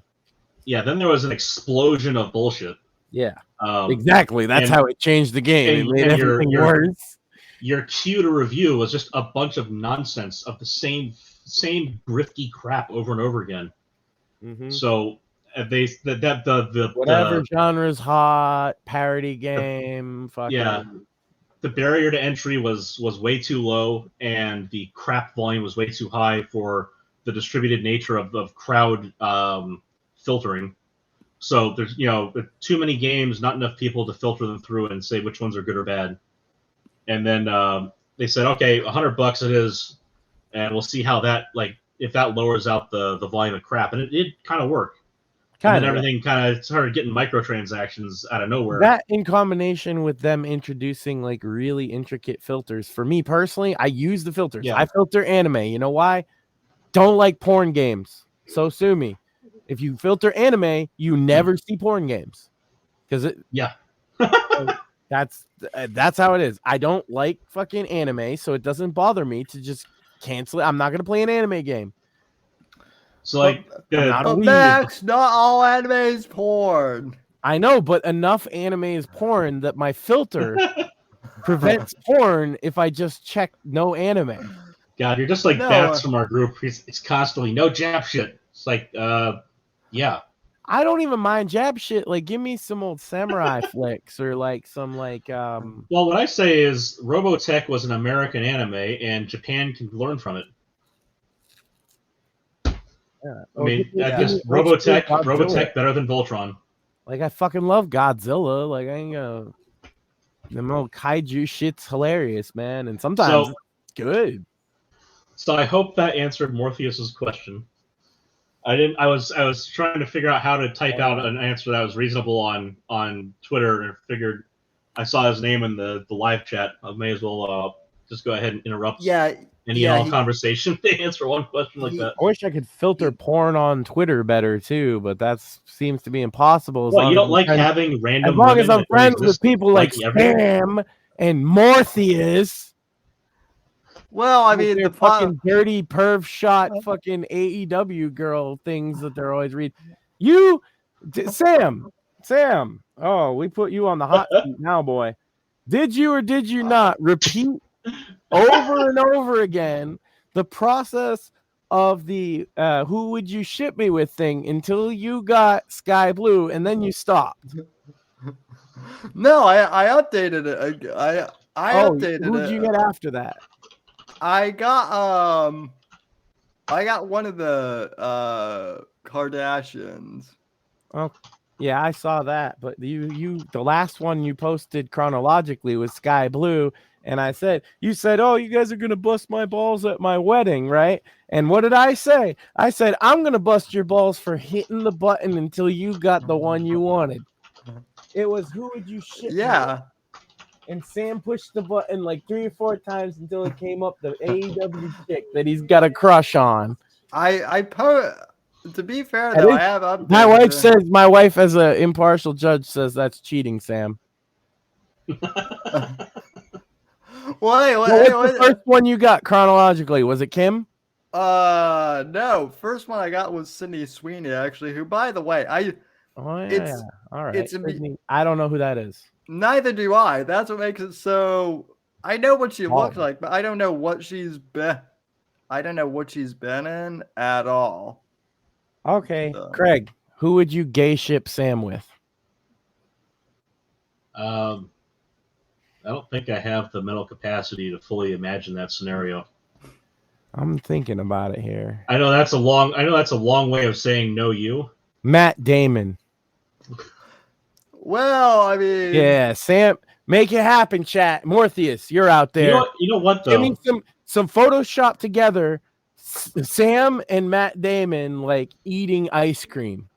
You know what? I will do him a solid. I'll do Sam a solid. The guy who got ass fucked in the Senate, at least you know he puts out. There you go. You could do that one too. That one might be easier. You're looking at me and saying, that's not a favor, asshole. You just got to find that video, right? And like you put Sam's face over the fist guy. No, Or do you want to be, hold on. Do you want to be the fister or the fisty? There's one answer to this. I think fister would be better. Okay, fair. Sam's always wash your hands. You can't wash your soul. True. I always say you cannot unsuck a dick. Just pretend you're a Midwestern mechanic trying to sort out a cow. But it is fisting. I mean, then they call it fisting for a reason, right? That means getting the whole thing in there, doesn't it? My wife says usually up to the wrist. Okay, thanks from the referee. Oh, and in regards to your wife's cheating comment, hey, if the Democrats can do it for elections, why can't I?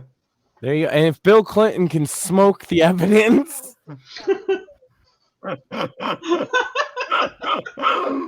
Kids, no, I brought that up, Craig, originally because like kids don't know like that's like public record.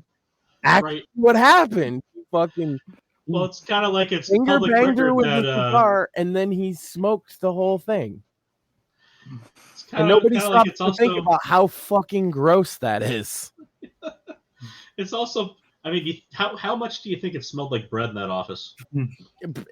Bread and like bacteria, right? Is that has to be what it was? And my wife said, "And fish." Oh yeah, look, if you're gonna have Damn. French cuisine, you need a solid sourdough, and you need to have fish and chips, right? Oh my god. You just gotta have that cross-channel exchange of culture. Right? See, this is the thing, is like when it comes to like put downs, women are like just the most vicious, right? She went right for the throat she went right for the vag with fish. Well, that's she's not wrong. There's a bunch of diamines that come out there. Well, yeah, and everybody's seen Monica Lewinsky, so as soon as they hear that, they instantly cringe because it's probably true. Especially now. Have you seen her? Like, didn't she try to like make a comeback recently? I'm pretty sure she did. Yeah, comeback from what? Sucking dick? No. Here's the hilarious thing. Did Jenna Jameson need to do a comeback too? Well, she came I guess back less famous multiple. dicks.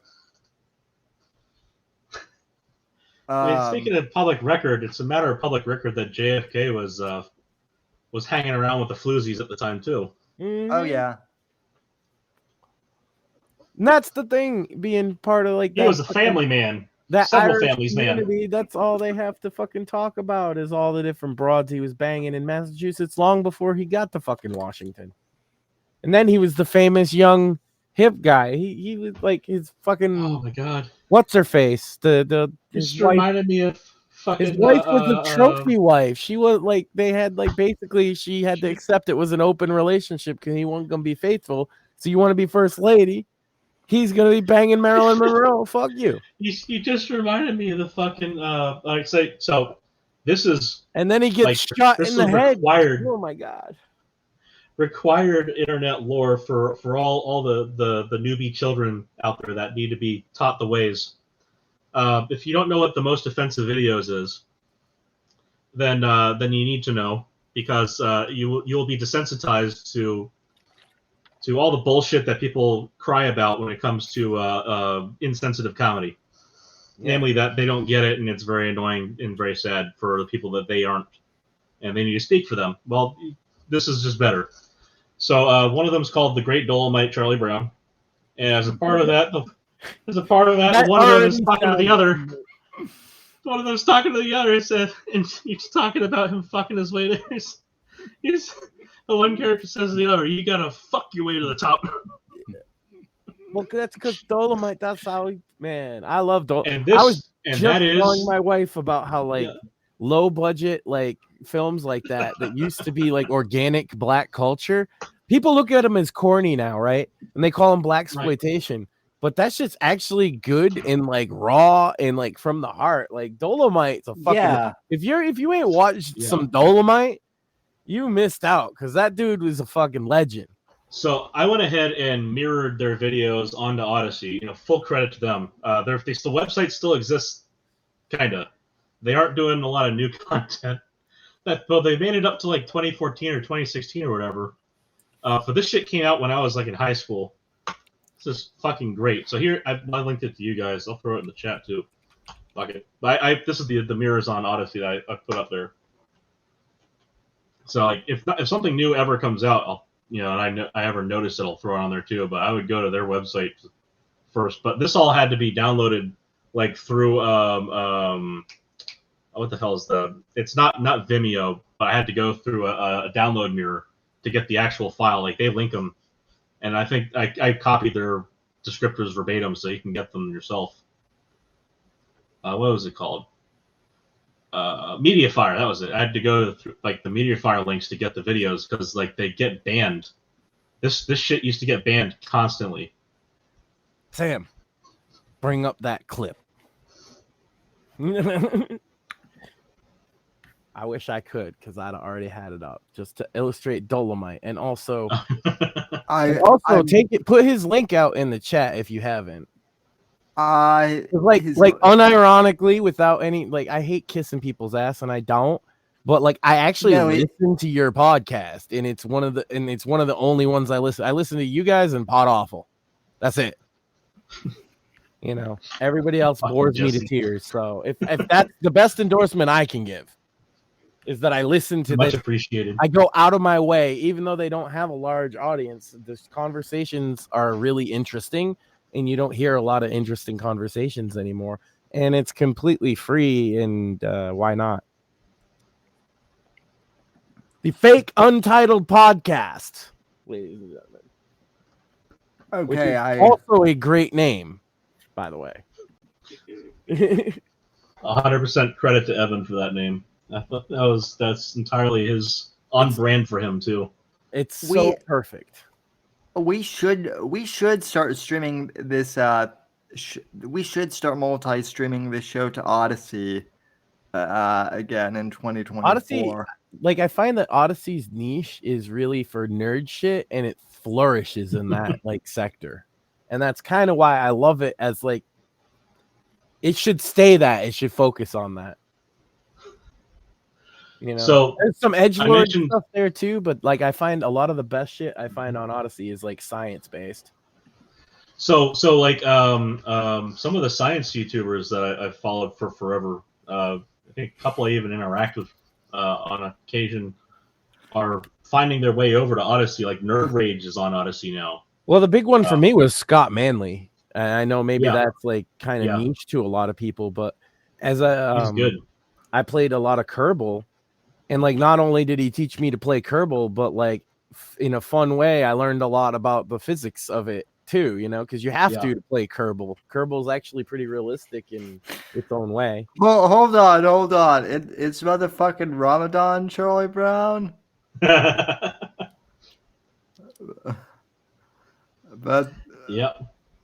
okay. This shit will get you banned off of YouTube though. What the fuck you doing reading War and Peace?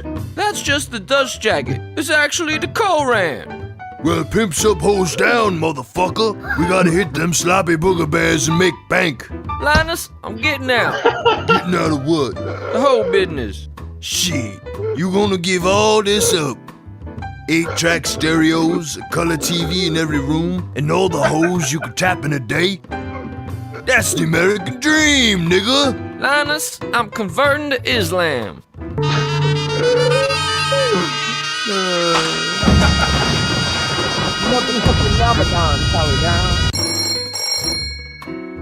Yeah, when the internet was fun. Assalamu alaikum. My salama suck my dick, bitch. Yo mama's so dirty, whenever she goes swimming in the ocean, Exxon has to come and clean the spill. No, see, I must be Come really on. fucked up because I didn't find any of this like too outrageous. No. This was normal humor back in 2000, 2005. Yeah. This shit came out when I was graduating high school. It's 2006. Yeah, I was in middle school. Yeah, we Well, I'm gonna use my pass here and just say the problem is new fags. That's my one, 100%. man. That's my one, and I feel it's in context, right? Fully. No, That's a self-imposed rule, by the way, Craig. Like, I don't think anybody really cares, but I've been trying not to say the F slur on air as a conscious effort Fair to enough. not in because Rumble's been good to us, and I think that they might, one day have a problem with things like that. So I try and personally not say it, but I think it in this case that it means the new people to the internet. It's like old school. I'll say school instead now. Before new fag and old fag, when fortunes first came out as a thing in circa 2004, those of us who had been on in the 90s, we came in. We were old guard, and which is then they had old fag. It's like, okay, that's still not the old guard. There was cannibalism whoever's been on. Yeah, well, the BME Pain Olympics was a common thing back then. Yeah, it's shocking people with a guy cutting his own dick with a razor. Meat spin, blue waffle, all that shit. The internet used to be like the hardest place to fucking get accustomed to. Everybody's so comfortable. Well, that's why locales are like a on the rise, is because you get like, everybody comfortable on the internet. These people get so comfortable on the internet they forget it's a public place. I often, like when I was fucking with that Dave Grady guy, I've been going over some of that shit because it's hilarious. When he threatened to beat me up, I specifically told him that, like, Dave, the internet is not, it's not private. It's a public place. You're posting in public so I can see it. And I comment on it because it's insane what you're putting in public. It's not a hard and I don't like, I'm not mean to Dave. That's the thing, I guess. I try to be nice to Dave, but I document it. And the problem is when you're Dave, you don't want somebody documenting you yelling the N-word out of bullhorn at your neighbors, right? But like, what am I supposed to do but laugh at that?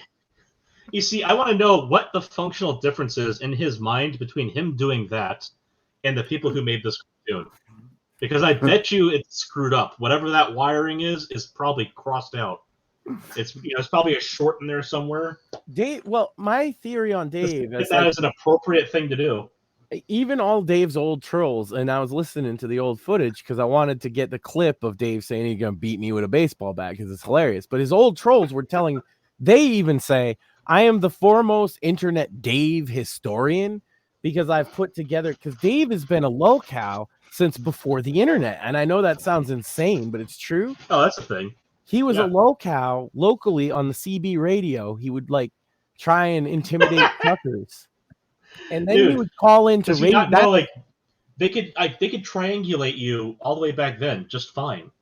Did you not know that? Like they knew where he was. Yeah, but he's stupid. See, so my theory as the foremost Daveologist who studied him for years in the wild is that he stopped maturing at the age of 13, and he's on some form of disability for it, and he lives in public housing, and he puts up these videos, and I just find this man hilarious. Even his because he repeats himself over and over again, and he's so insistent on things, and he's so animated. Dave Grady. I got a question for you guys. And the fact that he wants to beat me up, like I love Dave so much, though. Don't hate. Do you remember the first time you got properly punched in the face and you took a seat? Like you got your ass kicked. You remember the first time you actually had that happen? Yes. I remember not only the first, now I have to wonder. The most gruesome, right? I have to wonder, did Dave ever go through that experience? Yes. Ah, But there you see, go. Dave's That's actually a bit of a an surprise. interesting case because his dad is actually a successful lawyer. But like Dave, there was always something wrong with basically both his kids. They both have schizophrenia. Dave has a brother Dave's brother is just as crazy. But so Dave's claim to fame, this is interesting. You're gonna like Dave lore. I'm gonna give you the short of it because it's crazy. Dave's claim to fame is actually calling into like any talk radio with call in, and you can find Dave calling in with his retarded shenanigans to like Howard Stern, Opie and Anthony, and then like as he started getting banned. Also, he learned of YouTube. And so there was two different audiences for Dave because the talk radio people didn't know about his YouTube people. And his YouTube people, actually, some of them started following him from like he would make crazy rants on fucking Craigslist about stuff. And then somebody called him a pedophile.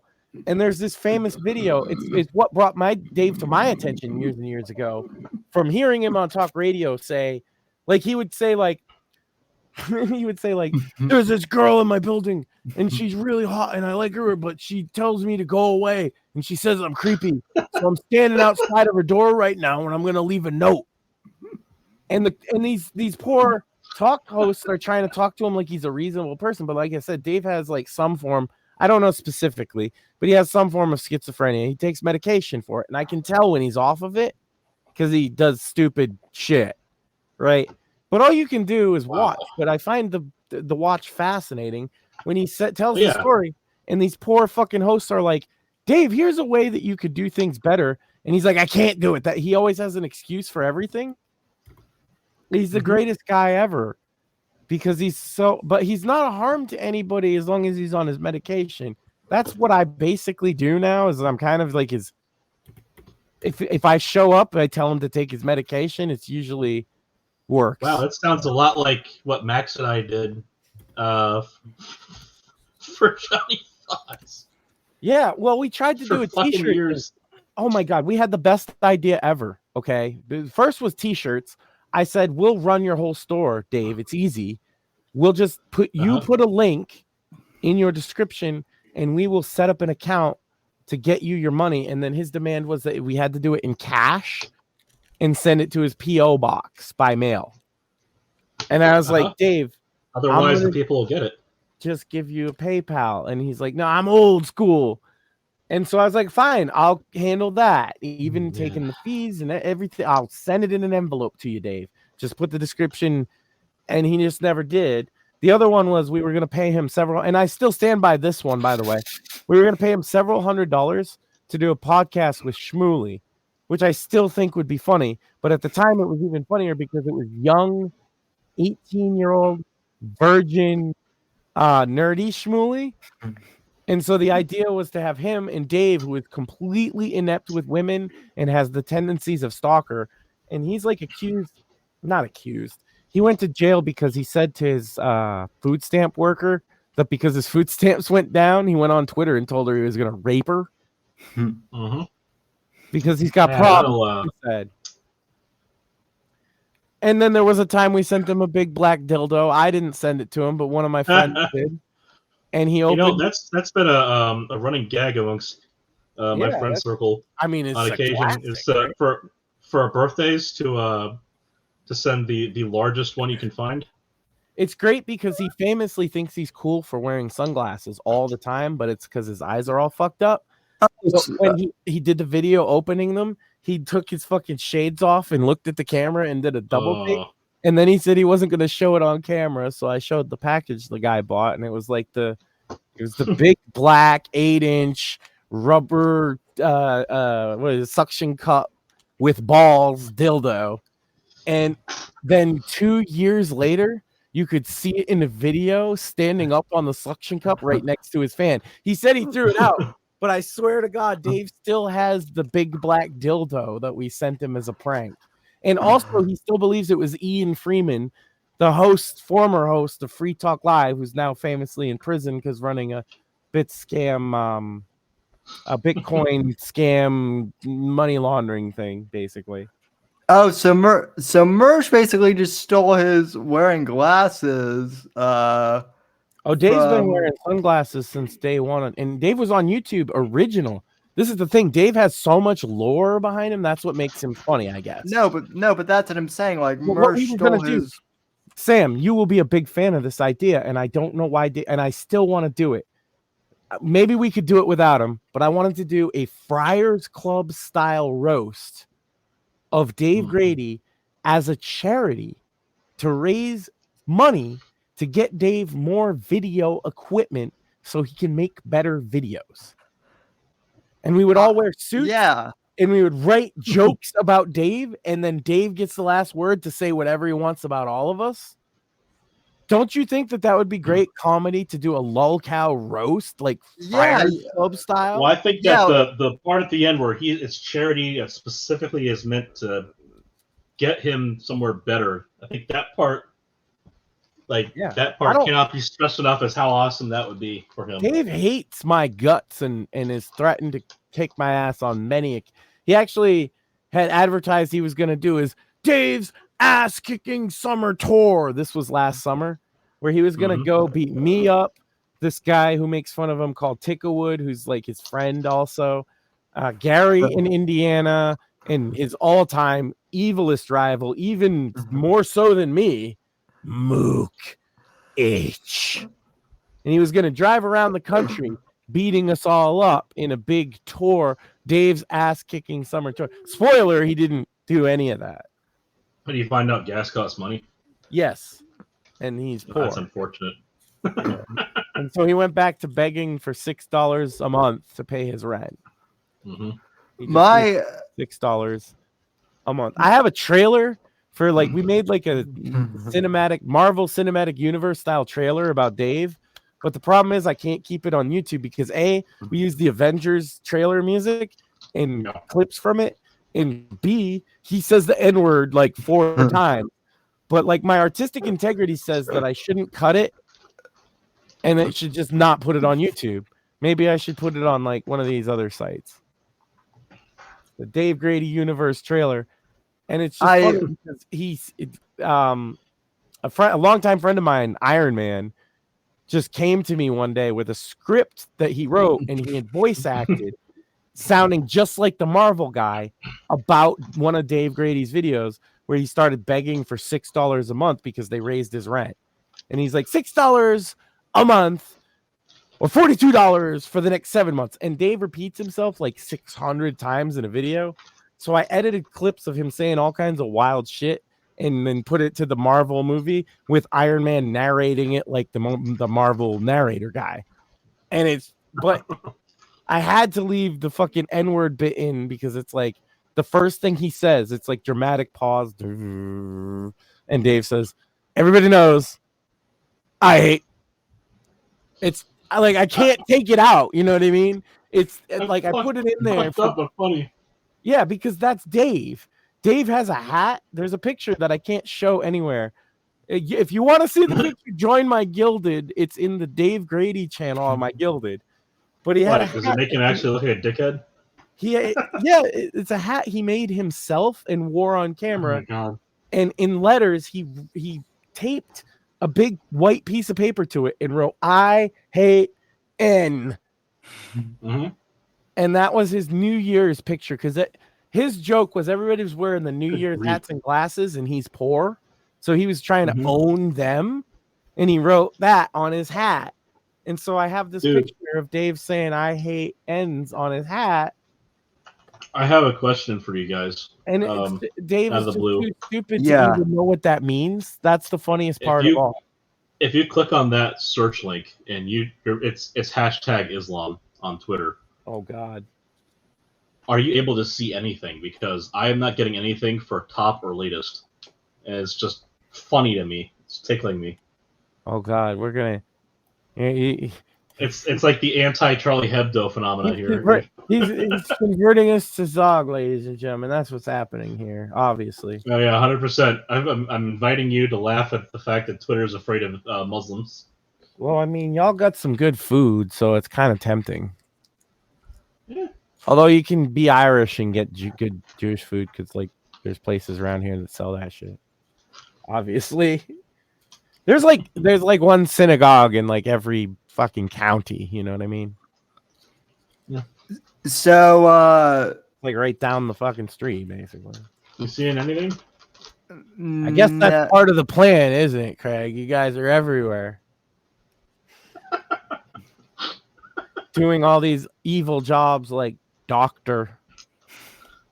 Fucking Yeah, lawyer. We're raising. Hold on, lawyer is kind of fucked up, but there's a lot of No, nobody likes lawyers though. Yeah, everybody hates lawyers. Jewish mothers weep when their sons choose lawyer.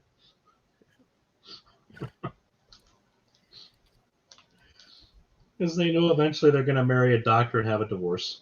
Or banker, although the most evil of guys of all, except that most of them are like middle class or upper middle class type bankers, and they're not exactly in a position to screw too many people, if you know what I mean. Yeah, and I've like noticed... many Jews, I've also found the power of a credit union over a large shitty bank like Bank of America. Well, like many cheap people, I too have found the power of a federal credit union over a mega bank. Notoriously cheap Irish people also believe in federal credit union. Well, I've noticed that the people who really hate... that's not over the line, Sam, is it? Am I racist? No, I'll do you one better. I was gonna say though, I've noticed that the people who rail against bankers tend to suck with money themselves. So yeah, look kind of like the banks this year, huh? Well, that seems to be a running theme with a lot of people. Is they're in a position where there's obviously jealousy, and that's kind of a biasing factor, you know. Yeah, but it's like I hate to say this, but it's like, you know, Mersh, like he was like he don't rails hate the against... rich though, become the rich. He fucking, you know, Mersh has got this funny thing that he does. And I only like watch him like on occasion, and it's when he gets like flabbergasted, he turns into Harvey Firestein. You know, the sidekick guy from the Alien movie. Yeah, where he's just like in the radio tape, like. Did you thumbs up the Goldblum? Is like, hey. Did you ever see? How are we gonna get out of this? I love all the fucking like former O&A era guys, like the hangers on, because they all make a living, but none of them really transition to the internet properly because they're not of the internet, so they're still doing their same boomer shit to their same boomer audience. No. And like Dick Masterson, his shit's lame. He yells. Oh, there you go. You know, it's like he sucks. I had never heard of a lot of those people because I'm more of an internet guy. The only thing he did that was funny was piss off Maddox. Yeah, that's the extent of his internet career. That was of use. I didn't even hear about any of that either because I didn't know who Maddox really was. I wasn't into that side of the internet. The only thing Maddox ever did was be upset at Dick Masterson. Yeah. He has the best website in the universe, didn't you know? Because nobody goes there. I was looking at crazy people on crazy parts of the internet because I find it fast. You know what I really like, and that's probably what draws me to it, is I like the concept of outsider art, whether it's consensual or not.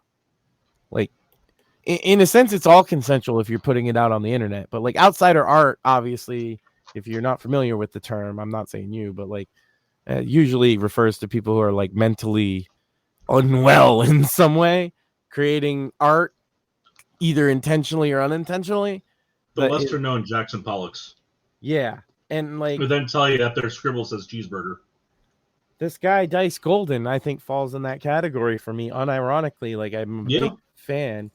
And it's the most insane shit of this fat Mexican kid acting out these violent gang fantasies of a prison life. But he keeps track of all the characters and he plays them all. And he stops it in between and he changes costumes. And it's usually like a fake mustache or a beard or a hat. But if you actually follow the hours of insanity of this kid's content where he's constantly beating up the camera to simulate a fight and doing fake blood and cutting limbs off, it's kind of like a reflection of our society. I hate to sound like pretentious, but I like I can't get away from it. He started with it was unwatchable, and despite like how much he hated me for making fun of him, he took my criticisms under advisement. And although he didn't improve the content, it was still horrible. He simulated gang rapes and shit. He simulated raping himself. It got to a point where it was one of those things you can't stop watching. If you start, it was actually entertaining for whatever it was. The sad thing is, it sounds like therapy would A, find out why he thinks raping himself is something that you should put on the internet, and B, it would probably destroy the creativity that's going into this to deal with whatever the fuck caused him to do that in the first place. And then he's like, I said he needed music, and like he's this like weird Mexican kid that hangs out in like Yahoo open chats, basically, right? And so I didn't know what kind of music he would add, and he added the most insane, like specific local death metal I'd ever heard, and it's actually pretty awesome. And it gives his, like, even my wife will admit, like, some of Dice Golden shit is actually fun to watch. Maybe not for the reason he wants, but like I defend that it should be there. And he says all the slurs and he does all the violence, and it's horrific. But it is art, and I appreciate it. He doesn't appreciate that's the thing. They never appreciate because I like it for different reasons than they intended. Well, that's the thing. Like that, I've noticed that those type of people, they never want you to appreciate their art per se. I feel like Johnny Fox to me was more of a traditional lolcow, but he made it personal. But now he's just afraid of me. He talks about me all the time on his new little channel. But it's funny because if you look at his social blade, you can see he got all his subscribers on one day. What a shock. And he does get views. I'm not going to take that away from Johnny, but I think a lot of those views are from Facebook ads. And so I think he's paying money to get them. And that's kind of like whatever then, isn't it? Because he's not getting a lot. He's getting like 4,000. That's nothing on YouTube now. And all he's talking about is Boogie and King Cobra JFS and shit. Like the most mainstream locals there is. But he thinks he's really funny. And these people think he's really funny. But they strike me as like, you know, Facebook boomers. So that's cool. No, I heard like he even brought me up after he told me, after I basically stopped dealing with him. Just remembering something or another. He brings you up and my brother all the time as like that's, I got a story about the time that they stabbed me in the back and okay, well there's that. The pity party shit that he does. Once he's added you to the list of enemies, he's always going to do that, right? That's his thing. Oh, my ex-girlfriend. Oh, this guy that used to mess with. I'm the stalker. Oh, dude. I'm the stalker, so I get the worst one of all. Yeah. So here's the fucked up thing. He talks about also, and also, I made his sister have a stroke. Did you know that? Oh, the lawsuits, yes. Yeah. That you were filing, not him. 2 years before I met him, I made his sister have a stroke. So I had been mutuals with Cap on TWR for quite a long time, during the whole Gamergate shit. So he would talk about Cap, and I never actually put together that he meant Captain Corrosive on Twitter. Oh God, she asks not to be brought up. And so she, I feel bad for her on this one, and it's only brief here because she and I had a little talk. Don't draw attention to her Twitter again. Is all I'm saying. Like she asked me that because she wants nothing to do with him. Is spoiler? Yeah. She is very creeped out. That was the point I was going to get to, was that she reached out to me, and we talked a little bit, and it finally clicked that he meant her. Yeah. And which was a mind fuck for me because I just hadn't like ever asked him who this person was, like on wherever, what social, like, do I know this person? I just assumed it was someone he met somewhere else. It's like, holy fuck, all the time. Like, that was just kind of mind blowing because, like, of course, he's doing the same thing now with what is her name? Is on Twitter, Strawberry Narwhal or whatever. Oh yeah. Oh yeah. He simps so hard for her. If you just look at his Twitter, because She shouts fucking fish at her, yeah.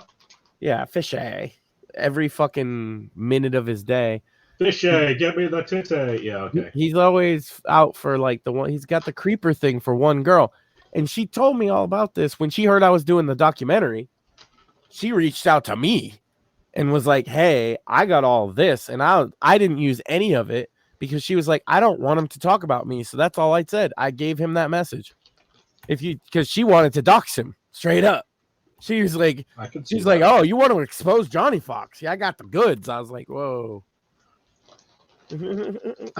I really wish you would have taken some things better. Like the part of the problem what she really wanted isn't to do that, right? What she wanted is to fucking leave me the fuck alone.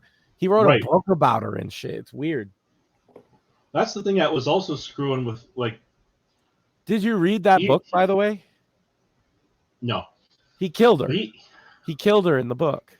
Spoiler. Yeah, he wrote a book about this girl and then he kills her in it. And that's what I brought to her attention. I was like, because I did read all his books. I did my homework for the documentary. I think he tried to. Holy shit! I think he said it wasn't about her. The book was called K is Away, and he took it down from everything. No, that was the book that he came on to promote on my show. I think. Yeah, it was about killing his online, what he thought was his girlfriend because she wasn't his girlfriend, and so he wrote a book about killing her, like a fantasy. Yeesh, that's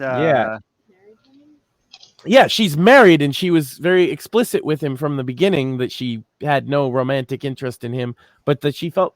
This is the thing with Johnny Fox, right? She felt sorry for him. Yep. Well. Yeah. And that's his whole story. Is he gets people by they feel bad for him. You know. Well, I was going to say he's a very sympathetic character in that his personal failings, so catastrophically impact him in the way they do. Mm-hmm. And he spends his entire existence trying to pretend they don't exist. He fails to improve, and it's one of those things like where he got game footage, snoring while he was supposedly playing. He'll still deny that to this day, even though he's admitted it.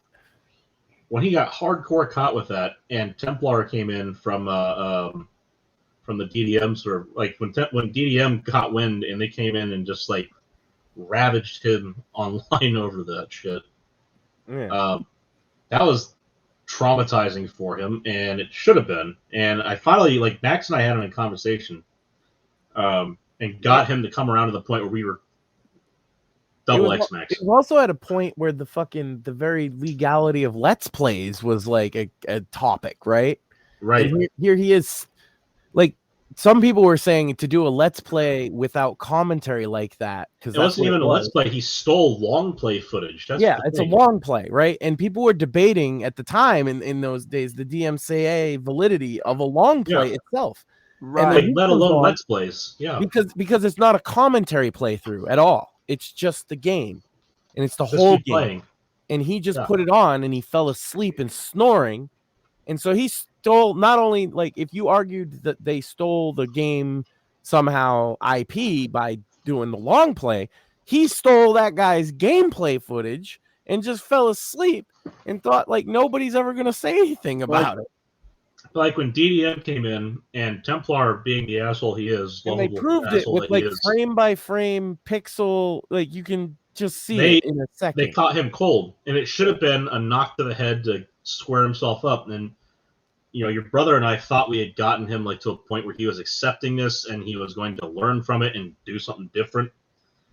And what happens is that when he goes and does something else, and he finds a way to escape his previous persona. And when he shows up, when he finally gets to a large enough size, one of the GDM fuckers will find him, and it's like an immune reaction. Or me. They swarm in. I don't say anything anymore. I just watch. He hasn't done anything to warrant like a video. Like I feel kind of bad. Like I still feel bad about that part because that shit will keep up with him, and he doesn't have the capacity. I told him clearly just by example, he doesn't have the capacity to handle it yet. I'm a spiteful Irish motherfucker. I kept my word. I watch, and if he does something bad enough, I usually it's a screenshot like, haha, Boogie interacted with him, so he put up 7-minute videos about it in 4 minutes, right? Because he does that shit because he's a fucking weirdo. And he doesn't understand why he never gets any growth. Like, even if he gets like an audience like he has, he immediately floods them with other stuff that they didn't come for. And that reduces his fucking engagement in the algorithm, right? And it's like basic 101. Like, don't flood your audience that's there for lolcow shit with like audiobooks, which is what he did, which is what he still does. Yeah, which is funny because he was like talking to me about like doing marketing stuff for And like his books aren't very good. Like I don't feel bad saying it because they're not. Right? They're really amateurish, and in a funny way. A lot of times, like the fucking ripped armrests, it's just hilarious. He's mad because he's mad at me now because Chief sat down into his chair with 2 ripped armrests or whatever. It's so funny, man. I did hope, like, for the best for him. Like, I really do want him to like not run into these problems over and over again.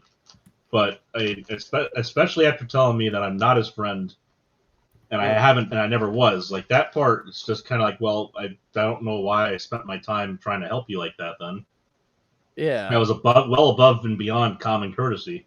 Well, and the stabbed in the back, that hurt enough just hearing that, and then he's listening to some random new fag who shows up and starts screaming about how his friends are really laughing at him behind his back. It's like, you don't want to check in with us and see, like, maybe we're trying to help you out instead of fuck with you. And I had the audio. We were talking, literally, we were joking about Ethan Ralph because I wasn't as up to date as some of you guys, right?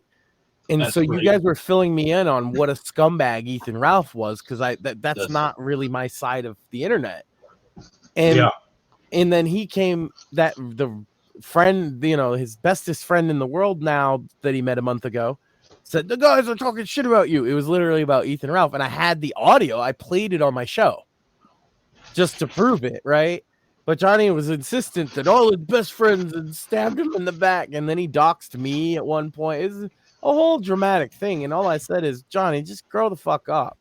He's now mad at me because my book has outsold, my one book has outsold his. I wonder how well my book's done. 7. Hold on a second. Yeah. In an age where it's easy to self-publish, though, he acts like he's a big deal, but he's not.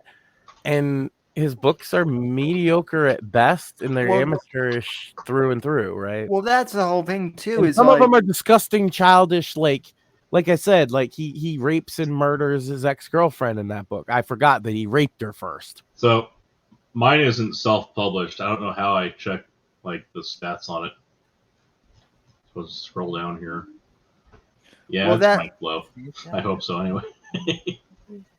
Well, that's the other thing too. Is he lied about like being published with Penguin. Oof. Yeah. I called Penguin because that was an absurd claim from him. I'm not sorry about that either. I don't think that's doxing either. I think he put that claim on his website that he had a contract with Penguin and that they've now acquired his website. So I fucking called them and they referred me to their legal department. I played the whole fucking call. I told them I was recording it. They understood. They wanted me to record it because this fucking psycho says he has a deal with us. They get that a lot, is what she told me. And it's actually good that I called. And I said, well, I'm just checking in because this guy says a lot of really outlandish things, Like, how do you check how well a book did by ISBN or whatever? That's what I'm going to find out. Or just by looking at, I don't have any idea where to look. That's okay. This is not a book I expect to do well. Because it's more. It's not a textbook. So on occasion, what'll happen is like ACS does this a lot, and this is something that happens in technical circles. Is you'll get a call for papers for a publication like this. So the chapters basically are refereed papers, like it's effectively peer reviewed stuff, but it's a collection of papers on a specific topic. In this case, additive, so 3D printing. Right. So like a person like me would buy this because I might be interested in 3D printing and seeing how people are doing stuff like modeling and actually getting things to work, etc. A hobbyist or a specialist might eventually buy one of these, but I wouldn't expect people to go out and buy it like that New York Times bestseller, baby. Like 50 Shades of Grey kind of popularity. The movie based on this little novel here would be very boring. Well, that's what's going to happen. Print slowly.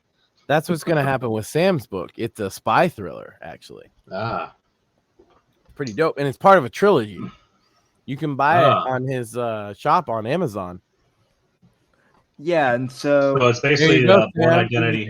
I have one more topic if everybody's up for it. I was going to talk about. It's kind of important and completely unrelated to everything we talked about before. But all right, is it? But real quick, but before we do that, shill your book. Yeah, so you can buy Shadows of Deception new cover on Amazon. Unfortunately, it won't get improved version. Yes. Unfortunately, it won't get here until after Christmas because that window has passed. But you can good New Year's read on the shitter after a good Christmas dinner. Yep. So it's a page-turning bathroom reader, then, is it? Yeah. I think so. Or you be the judge, but I think it also would make a great film with I don't know, just Sam. Get Matt Damon. Sam. Oh yeah, chat. Remember, Sam and Matt Damon are now a thing. Well, right? I think it'll be like it's reality. Clip it and ship it. Well, that's the thing. Is like Matt Damon has played Jason Bourne, right? So that was the joke I was making. I had to get his attention somehow. Get that twink that's playing the Atreides character in the latest retelling of Dune that they're fucking up. Damon Whitfield, buddy comedy. They're both cops, and the joke is that they're gay. They're very, very gay. Super gay. Dude.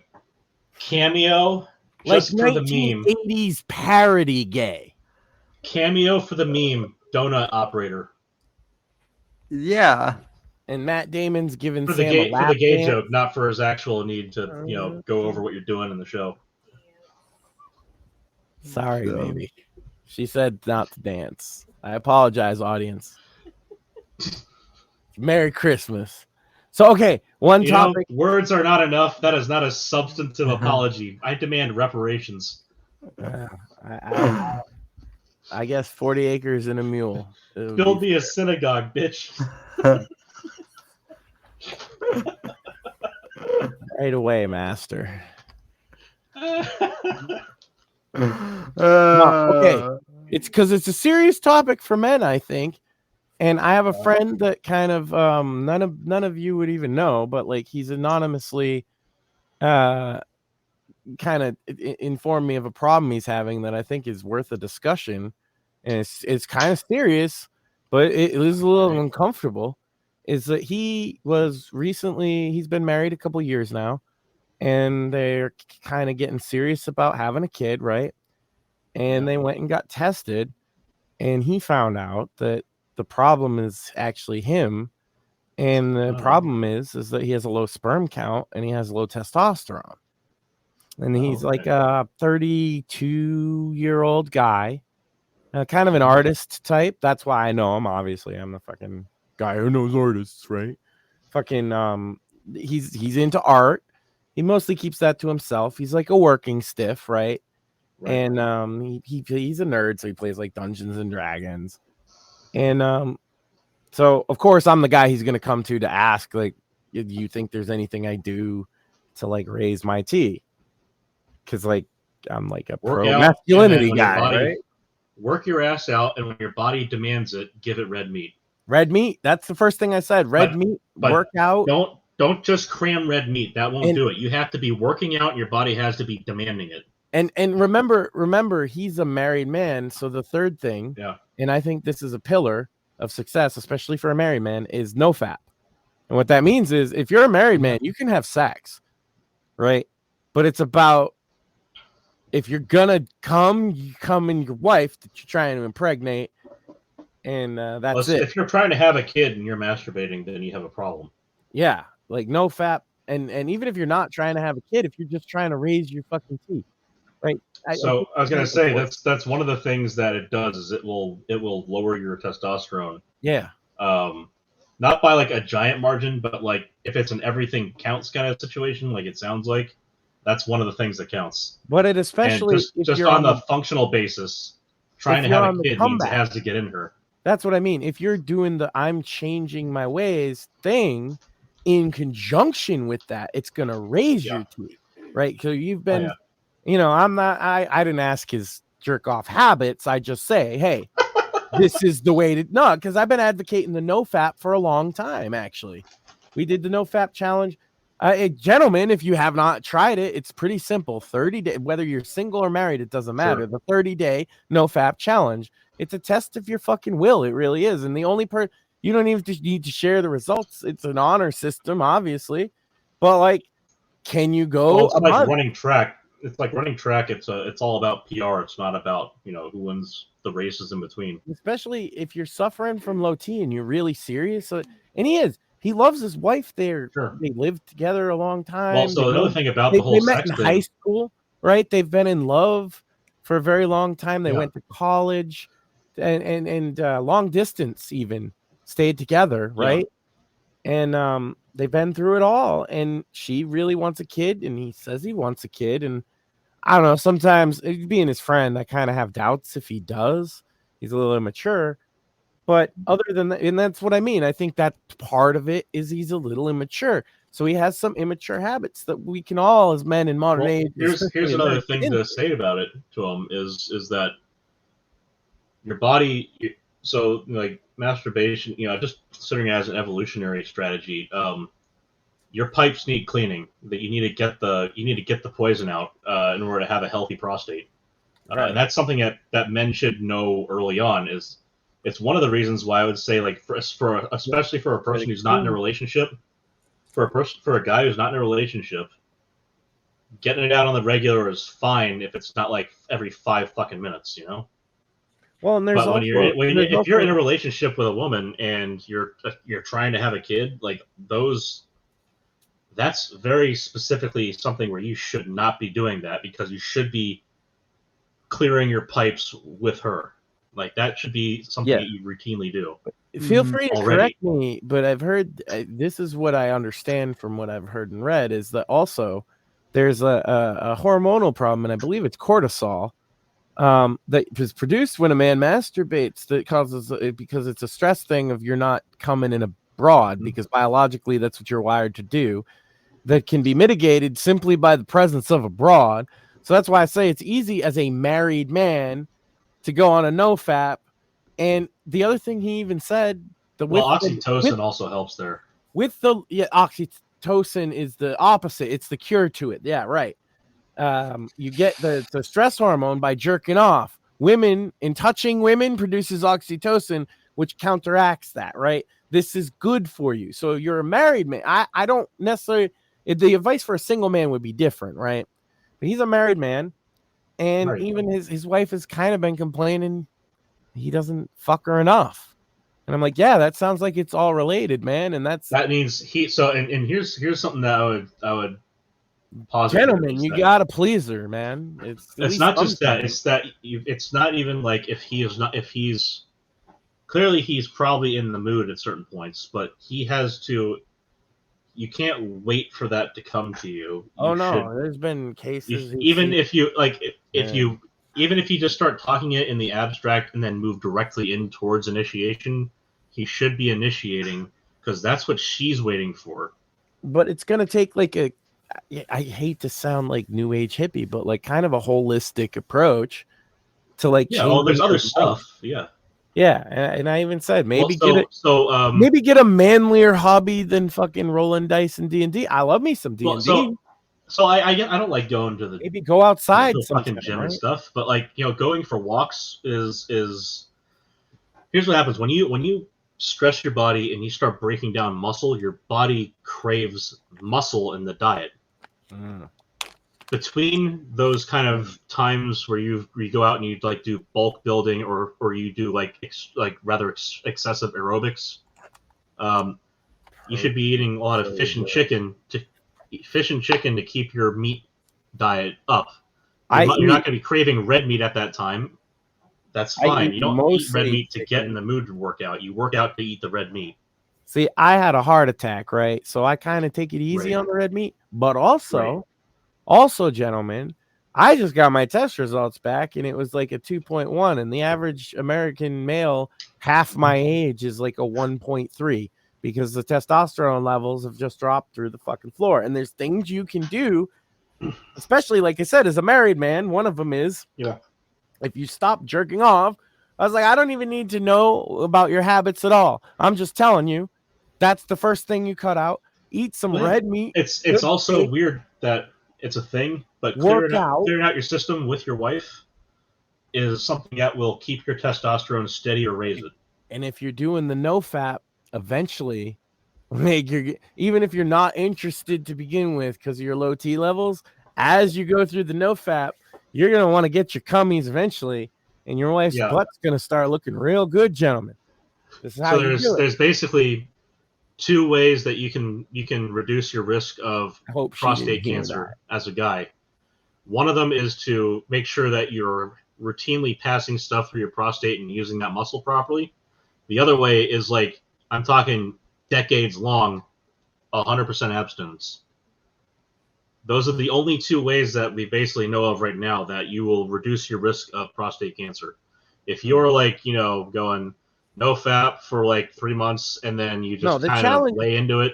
I'm not saying the challenge thing here. I'm just saying, like, as a thing, if you start like vacillating like that and you don't take it seriously, like, especially as a married man who should be doing the routine fluid transfers through his prostate with his wife, like, you're gonna run into the cancer risk there if you have those dry spells like that. Right. And there's an element that it mostly comes from like the left that pushes that to like encourage young men to do it more, but like at the same time as it's important to clean your pipes, right? They can only get so clean, gentlemen, right? So like anything in excess is a problem, and this is what I think. And he doesn't tell me about these things, but you suspect you got your friend that's the weird porn guy, and you just tell him, hey, I don't like to see that, and he respects it, kind of thing. I know he's into weird porn or something, right? Obviously, because he's an artist, and every once in a while the pictures are a little weird. And so I think that's all tied together, man. He's like watching the animes and it makes you gay. I don't know. But either way, like the best way to turn it around, if you really are serious, because I tried to tell him like a child is a commitment more than just like a new job. You gotta be there. Yeah, unless you want a lot of the fucked up stuff that you have to deal with by yourself, you can't be seen dealing with a lot of your own emotional baggage in front of your kid, kind of thing. That kind of stability has to be there. Being a dad is sometimes just eating shit in life, and straight up for the better of other people.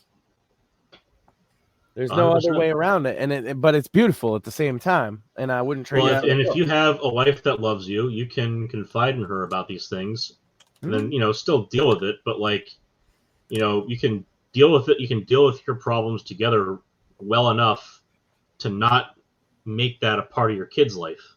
Right. Yeah. And that kind of maturity is hard. I was there's an account I follow. Shout out to Save Your Sons on Twitter that does like wholesome dad shit, right? Yeah. And I relayed a fucking story that like somebody said the difference in children's upbringing between poor and rich and abuse and stuff is like unfair. And I just said like, yeah, I was raised in a violent, broken home, and I gave my son a intact, loving one. Wouldn't that make that unfair to me? LOL. Like, are you stupid?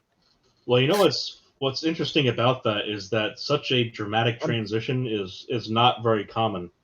No, I understand that, but And the other funny thing is that it wasn't violent or as traumatic, I think. But my mother, her parents separated when she was young.